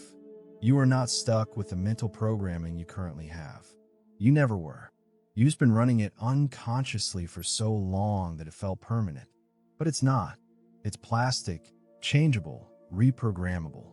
Starting today, starting right now, you can begin installing new programs deliberately, consciously, strategically. The power is always yours. Now you have the methodology to use it. You're no longer at the mercy of your conditioning. You're becoming the master programmer of your own mind.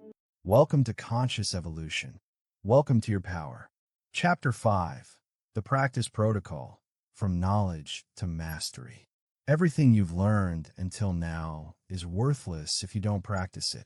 I know that sounds harsh, but it's the truth that will set you free. Understanding how your mind works is fascinating. It's illuminating. It might even be inspiring. But understanding without application is just entertainment. You can know every principle we've discussed, grasp every concept, agree with every word, and still remain completely unchanged. Because transformation doesn't happen in understanding. It happens in practice, in the daily, moment-by-moment application of principles to real life, in the messy, imperfect, sometimes frustrating process of actually doing the work. This chapter is about that work, the practical, tangible, specific practices that turn intellectual understanding into lived experience. This is where theory meets reality, where the abstract becomes concrete, where you stop being a student of these ideas and start being a practitioner of them. And I want to be absolutely clear from the beginning. This will require effort, consistency, showing up for yourself even when you don't feel like it, even when progress seems slow, even when old patterns try to pull you back. But it will also be the most rewarding work you've ever done because you're not building something external, not trying to achieve something out there. You're rebuilding yourself from the inside out. You're becoming the conscious architect of your own mind. And that is the foundation upon which everything else in your life is built. Let me give you 12 practices, 12 specific, actionable protocols that will transform your life if you actually implement them. Not if you think about implementing them, not if you plan to implement them someday, but if you actually do them, starting today. These aren't theoretical exercises. These are battle-tested techniques drawn from ancient wisdom traditions, modern neuroscience, and the lived experience of people who have successfully transformed their mental patterns. They work, but they only work if you work them. Practice 1. The daily thought observation ritual. Every morning, before you check your phone, before you start your day, spend 10 minutes in conscious thought observation. Sit comfortably, close your eyes, and simply watch your thoughts arise and pass away like clouds in the sky. Don't try to control them. Don't judge them as good or bad. Just observe them. A thought appears. I have so much to do today. Notice it. Let it pass. Another thought appears. This is boring. I should be doing something productive. Notice it. Let it pass. Your mind will resist. It will generate urgent thoughts demanding attention. It will get restless, bored, frustrated. That's all part of the practice. You're not trying to achieve a perfectly quiet mind. You're building the capacity to observe thoughts without being pulled into them, to recognize that you're not your thoughts, but the awareness in which thoughts appear. This capacity, this separation between you and your thinking, is the foundation of all mental transformation. You cannot change patterns you cannot see, and thought observation trains you to see. Do this daily, every single day, for at least 10 minutes. Miss one day, and you break the chain. Consistency matters more than duration. 10 minutes daily is infinitely more valuable than 1 hour once a week. Practice 2. The weekly thought audit. Once per week, conduct a structured audit of your thought patterns. Over 7 days, whenever you notice a strong emotion, positive or negative, pause and write down the exact thought that preceded it. Not your interpretation, not a sanitized version, the actual thought as it appeared in your mind. For example, felt anxious before meeting. Thought, they're going to think I'm incompetent. Felt excited about project. Thought, I have something valuable to contribute here. Felt irritated by partner. Thought, they never listen to what I need. Felt proud after completing task. Thought, I handled that really well. After 7 days, review your entries. Look for patterns. Which thoughts appear most frequently? Which generate the strongest emotions? Which empower you and which limit you? This audit reveals your mental operating system. You'll likely discover that you have maybe 5 to 10 core thoughts that you think repeatedly throughout your days in various forms. These recurring thoughts are shaping your emotional experience and driving your behaviors more than any external circumstance. Once identified, evaluate them honestly. For each recurring negative thought, ask, is this thought factually true, or is it an interpretation? Does this thought help me or harm me? If I continue thinking this thought for the next 10 years, where will I be? This evaluation creates the foundation for deliberate change. Practice 3. The morning mental set. How you start your day determines your mental trajectory for the entire day. Most people begin reactively, checking their phone immediately, scrolling news or social media, responding to other people's priorities. This sets a reactive tone that persists. The morning mental set is a practice of consciously choosing your mental state before engaging with the external world. Do this within the first 30 minutes of waking, before checking your phone or starting daily activities. Here's the protocol. First 5 minutes, thought observation as described in practice 1. Next 5 minutes, gratitude focus. Think of 3 specific things you're grateful for. Not abstractions, specific concrete things. Not, I'm grateful for my family, but I'm grateful for the way my daughter laughed when we played together yesterday. Feel the gratitude. Let it generate warmth in your body. You're literally changing your brain chemistry by generating gratitude-associated neurotransmitters. Next 5 minutes, intention setting. Ask yourself, who do I want to be today? Not what you want to do, who you want to be. Patient, focused, creative, courageous. Choose one quality and set the intention to embody it. Visualize yourself moving through your day with this quality, responding to situations in alignment with this intention. Final 5 minutes, opportunity scanning. Think about your day ahead. Instead of focusing on obligations or problems, ask, what opportunities might today contain? What could I discover, learn, create, or connect with? This question primes your brain to notice opportunities rather than just threats. 20 minutes total, but done consistently. This practice transforms your baseline mental state from reactive to intentional, from victim to creator, from unconscious to conscious. Miss this practice, and you're immediately at a disadvantage, running on default programming rather than conscious design. Practice 4. The emotional reset technique. Throughout your day, you'll find yourself in emotional states that don't serve you. Anxiety, frustration, overwhelm, irritation. These states narrow your thinking and pull you into reactive behaviors. You need a quick, reliable method to reset your state when this happens. The emotional reset technique takes 3 to 5 minutes and can be done anywhere. Step 1. Physiological interrupt. Change your body immediately. Stand if sitting, straighten if hunched. Take 3 deep breaths, in for 4 counts, hold for 4, out for 6 counts. Shake out your arms and shoulders. You're changing the signals your body sends to your brain. Step 2. Pattern interrupt. Break the thought loop, maintaining the emotional state. Count backward from 100 by sevens, or use the 5-4-3-2-1 grounding technique. Name 5 things you can see, 4 you can touch, 3 you can hear, 2 you can smell, 1 you can taste.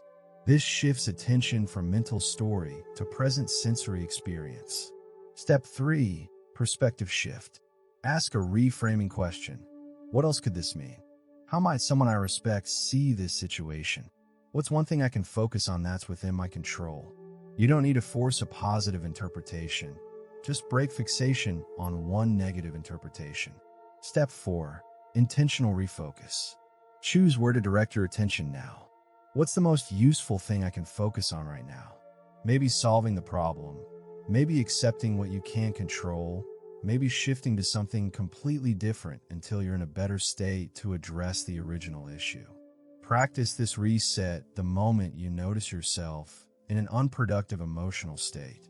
Don't wait until you're completely overwhelmed. Early intervention is easier and more effective. This practice alone will save you hours of wasted time spent in negative emotional spirals. Practice 5. The evening integration ritual. Just as the morning set prepares your mind for the day, evening integration consolidates your experiences and prepares for quality rest. Spend 10 to 15 minutes before bed in structured reflection, not rumination. Rumination is repetitive, unconstructive replaying of problems. Reflection is conscious evaluation and integration. Ask yourself these specific questions. What did I do well today? Name 3 things, however small. Maybe you stayed patient in a frustrating situation. Maybe you chose a healthy meal. Maybe you practiced your new thought pattern once. Acknowledge yourself. Where did I revert to old patterns? Be honest but not harsh. Where did you fall into limiting thoughts or reactive behaviors? Don't judge it, just notice it. This awareness prevents blind repetition tomorrow. What did I learn today? What new insight emerged? What worked, what didn't? How can I apply this learning tomorrow? What am I releasing from today? What thoughts, emotions, or concerns from a day do you need to let go of before sleep? Consciously acknowledge them and choose to release them. What is my intention for tomorrow based on today's reflection? What quality or behavior do you want to emphasize tomorrow? Write these reflections if possible. Writing creates clarity and serves as a record of your transformation journey that reveals patterns invisible from day to day. Practice 6. The micro-moment awareness practice. Transformation doesn't just happen during formal practices.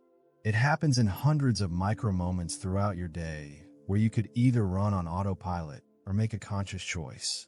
The micro-moment practice is simple. Throughout your day, create tiny 3-second pauses of awareness. Before checking your phone, pause for 3 seconds. Before responding to someone, pause for 3 seconds. Before starting a new task, pause for 3 seconds. In those 3 seconds, you're not trying to do anything elaborate. You're just creating a gap of awareness. And in that gap, unconscious patterns lose their grip. Conscious choice becomes possible. This might seem trivial, but most of your life is lived on autopilot. Habitual thoughts, habitual reactions, habitual behaviors. These micro-moments break the autopilot. They bring you back to presence, to consciousness, to choice. Set reminders on your phone throughout the day. Pause, breathe, choose. Just that. Over time, these moments accumulate, and you become progressively more present, more aware, more intentional. Practice 7. The replacement protocol for limiting beliefs. When you've identified a limiting belief through your thought audit, use this systematic protocol to replace it. Step 1. Write the limiting belief exactly as it appears in your mind. Be specific, not, I have negative self-beliefs, but when I face challenges, I automatically think I'm not capable enough to handle them. Step 2. Examine the evidence. When have you successfully handled challenges? List specific examples. This weakens the certainty of the limiting belief. Step 3. Create a replacement belief that's believable right now. If your limiting belief is, I'm not capable of handling challenges, your replacement can't be, I'm amazing at all challenges. That's too far from current belief. Your mind will reject it. Try, I'm learning to handle challenges more effectively, or I've successfully handled many challenges and I'm building that capability further. These are true enough to be believable while pointing toward growth. Step 4. Practice the replacement belief daily. Write it down, say it aloud, think it deliberately multiple times per day. You're creating a new neural pathway through repetition. Step 5. Emotionally charge it. Don't just repeat mechanically. Feel why this new belief matters. Visualize yourself embodying it. Generate positive emotion around it. Emotion accelerates belief installation. Step 6. Gather evidence through action. Act in alignment with your new belief, even in small ways, and acknowledge each success. Each time you handle a challenge, even imperfectly, you're proving the new belief, and your brain updates accordingly. Practice 8. The future self-embodiment exercise. This is perhaps the most transformative practice, but it requires imagination and emotional engagement. Once per day, spend 10 minutes embodying your future self, the version of you who has fully integrated the changes you're working toward. Don't just visualize this person from the outside. Become them. Stand the way they stand. Breathe the way they breathe. Move the way they move. Think the thoughts they think. Feel the emotions they feel. If you're developing confidence, embody confident presence for 10 minutes. If you're cultivating peace, embody peaceful presence. If you're building courage, embody courageous action. Not as an act or pretense, but as practice, as rehearsal. You're training your nervous system to hold these states. Your brain receives feedback from your body about what state you're in. By deliberately practicing the physical and mental patterns of the qualities you want to develop, you're sending new signals to your brain, and your brain responds by generating thoughts and emotions consistent with those signals. You're programming from the outside in. Do this daily, and you'll notice these states becoming more accessible, more natural. You're not faking it until you make it. You're practicing your way into a new reality. Practice 9. The environmental audit and design. Once per month, audit your environment comprehensively.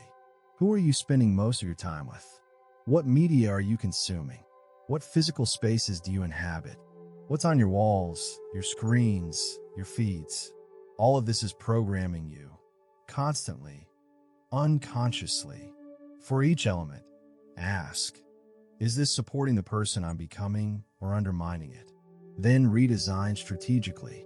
If you're cultivating gratitude but consuming complaint-focused media all day, change your media diet. If you're building confidence but spending time with people who constantly criticize, either limit that time or have direct conversations about what you need. If your physical space is chaotic and that creates mental chaos, organize it. This isn't about creating a perfect bubble. It's about being intentional with your inputs, especially during the vulnerable phases of transformation. Your environment is either reinforcing your desired programming or sabotaging it. Choose consciously. Practice 10. The Pattern Journal. Weekly, review your week and look for patterns across time, not just individual moments. What patterns do you notice in your thoughts, emotions, behaviors, and circumstances? Maybe you're consistently anxious Sunday evenings. Maybe you're consistently energized after creative work. Maybe you consistently feel resentful after interactions with a specific person. Investigate these patterns. What thoughts are associated with them? What beliefs might be driving them? What triggers them? What reinforces them?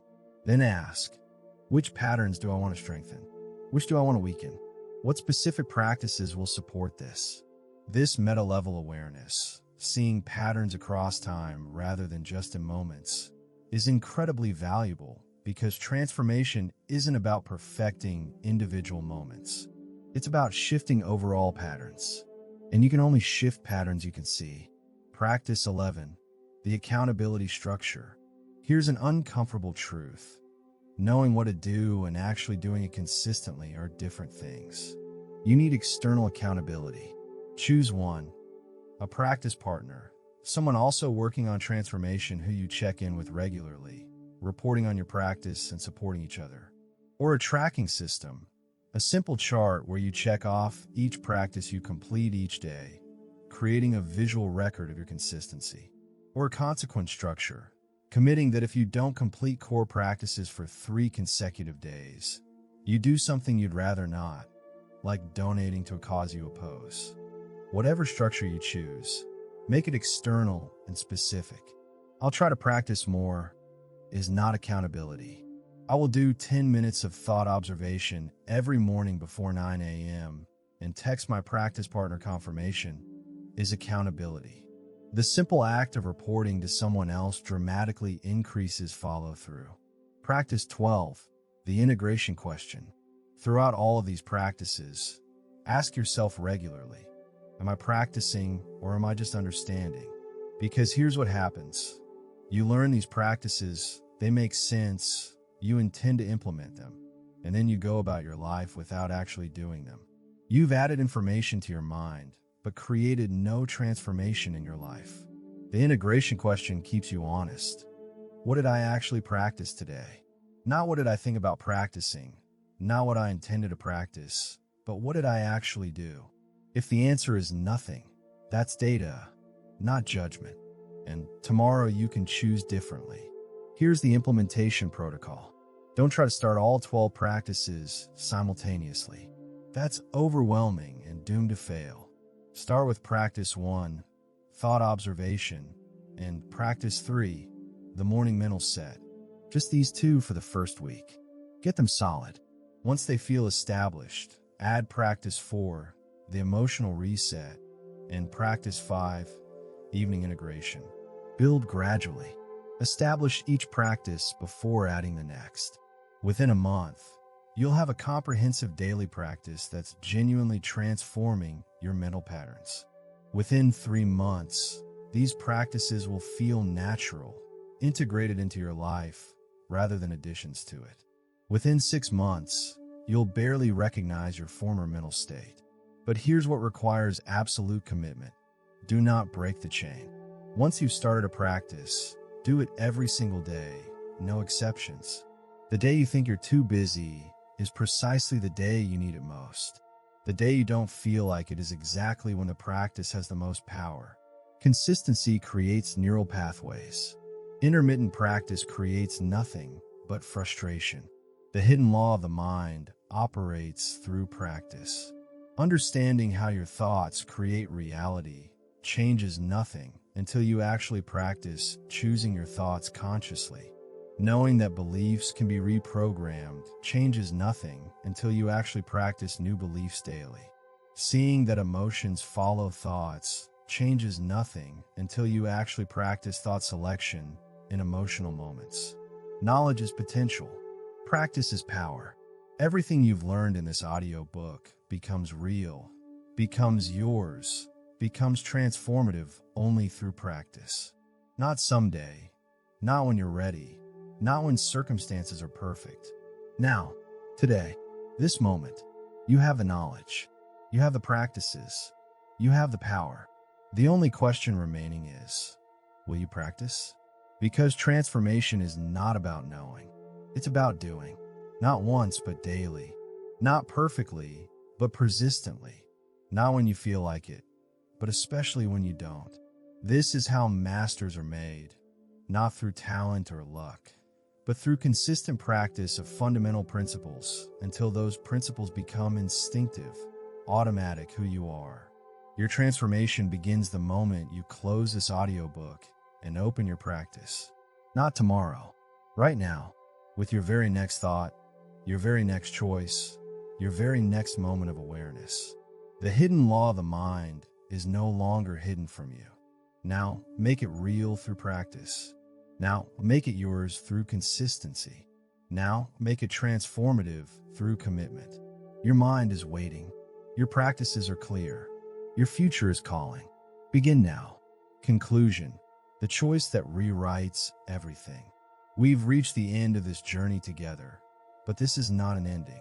This is the moment where everything you've learned either transforms from concept into reality through your action, or fades into the category of interesting ideas you once encountered but never applied.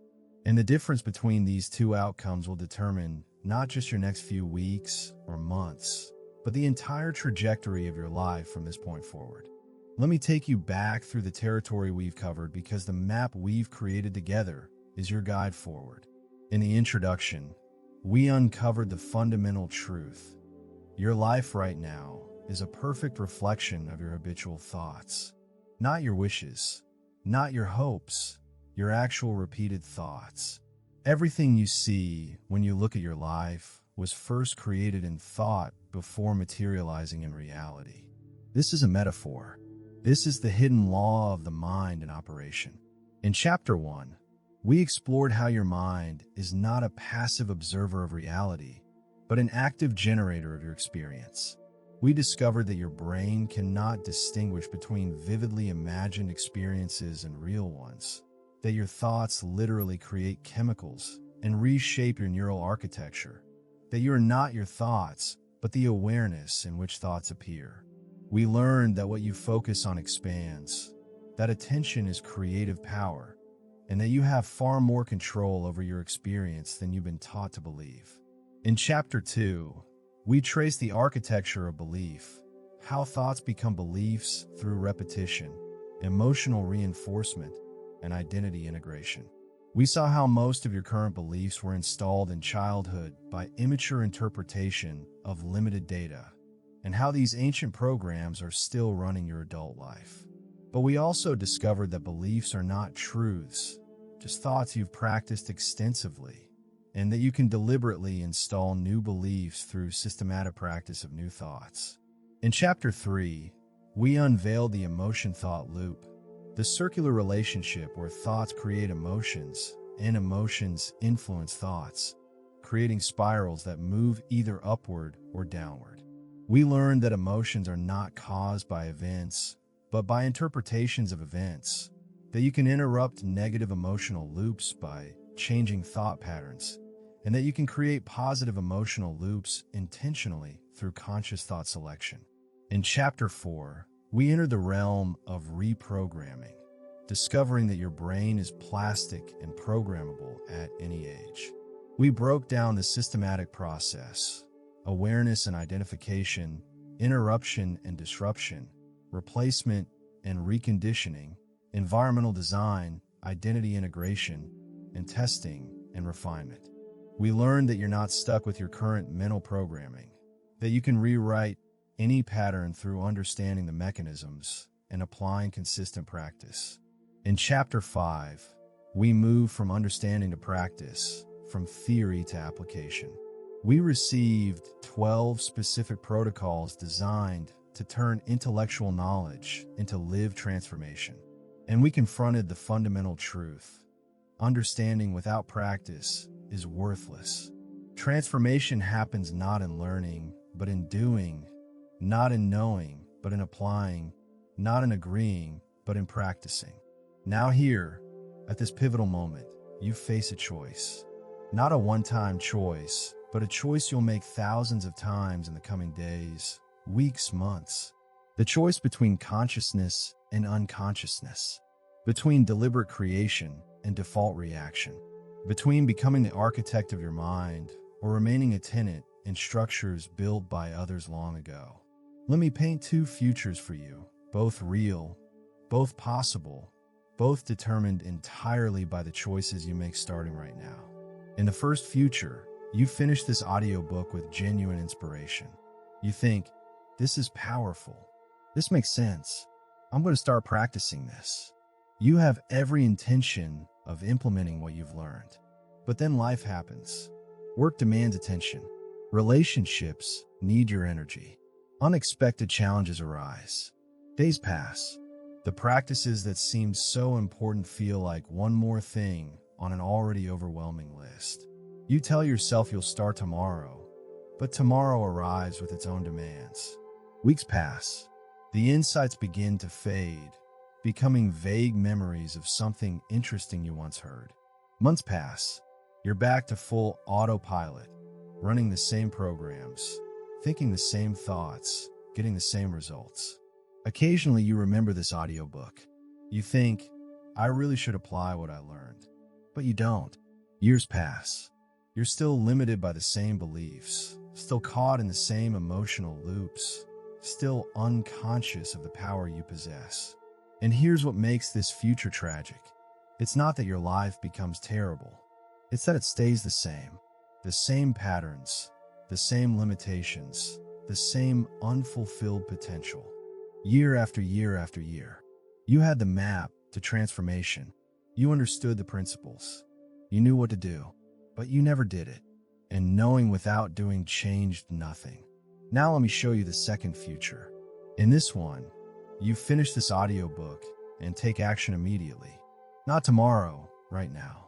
You set an alarm for 10 minutes, sit quietly, and practice thought observation. Just 10 minutes. That's how it starts. The next morning, you wake up and instead of checking your phone, you do the morning mental set.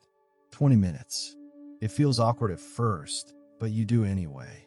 You implement the emotional reset technique the first time you notice yourself in a negative state during the day. It works, not perfectly, but it interrupts the spiral. You do evening integration before bed, reflecting on your day, learning from it. You're practicing, not just understanding, practicing. After 1 week, you notice something. Your baseline state has shifted slightly. You're catching negative thoughts earlier. You're less reactive. The changes are subtle, but they're real. After 1 month, the practices feel more natural. They're becoming part of your routine rather than additions to it. You've identified your core limiting beliefs, and you're practicing replacements daily. You're seeing patterns you never noticed before. After 3 months, people close to you start commenting that something about you seems different. You're calmer, more present, more confident. The changes that felt forced initially now feel natural. After 6 months, you look back at who you were and feel profound gratitude for having had the courage to practice. Your thought patterns have fundamentally shifted. Beliefs that ran your life for decades have weakened and been replaced by empowering ones. Emotional spirals that once consumed you for hours now get interrupted within minutes. You're not perfect. You still have challenges, still revert to old patterns occasionally. But you're conscious now. You see what's happening. You can intervene. You're no longer at the mercy of unconscious programming. After 1 year, you barely recognize your former mental state. Not because everything external has changed, though some things have, but because your internal experience is completely different. Situations that would have overwhelmed you now feel manageable. Opportunities you would have missed now seem obvious. Relationships that were difficult now flow more easily. You've become the conscious architect of your mind, and from that foundation, everything else in your life has shifted. After 5 years, the practices that once required effort are now simply how you live. Thought awareness runs automatically in the background. Conscious thought selection is your default. Emotional intelligence is instinctive. You're not done growing. You'll never be done, but you're consciously evolving rather than unconsciously repeating. And the life you're living is one you consciously designed through your thoughts rather than one that happened to you through unconscious patterns. These two futures diverge based on one thing: whether you practice or not whether you understand. Everyone who finishes this audiobook will understand. Not whether you believe. Most people will find these principles believable. But whether you actually practice, daily, consistently, persistently, that's the only thing that matters. Here's what I know from years of teaching these principles. Most people will choose the first future, not consciously, not deliberately, but through inaction, through procrastination, through treating this as interesting information rather than life-transforming practice. They'll agree with everything they've heard, intend to apply it, and never actually do the work. And their lives will continue exactly as before. But a small percentage, maybe 5%, maybe less, will choose the second future. They'll take these principles seriously. They'll commit to daily practice. They'll persist through the awkward early stages when change feels forced. They'll continue when progress seems slow. They'll get back up when they fail. And their lives will transform completely, not through magic, not through luck, but through consistent practice of fundamental principles. Which group will you be in? The answer to that question is being determined right now, in this moment, by what you choose to do in the next hour, the next day, the next week. Because transformation isn't about grand gestures or perfect execution. It's about small choices compounded over time. It's about choosing consciousness over unconsciousness in 1,000 tiny moments until consciousness becomes your default. Let me give you a specific implementation plan for your next 7 days, because the first week determines everything. If you can practice consistently for 7 days, you'll build momentum that carries you forward. If you break in the first week, you probably won't sustain it long term. Day 1, today, right now. Immediately after finishing this audiobook, set a timer for 10 minutes and practice thought observation. Just sit and watch your thoughts without judgment. That's your first practice. Tonight before bed, spend 5 minutes in evening reflection answering the questions from Chapter 5. That's day 1 complete. Day 2, wake up and before doing anything else, complete the 20-minute morning mental set. During the day, Set 3 alarms on your phone for random times. When they go off, practice the 3-second pause of awareness. Before bed, evening reflection. That's day 2. Days 3 through 7. Continue the morning set and evening reflection daily. Add 1 new practice element each day from chapter 5.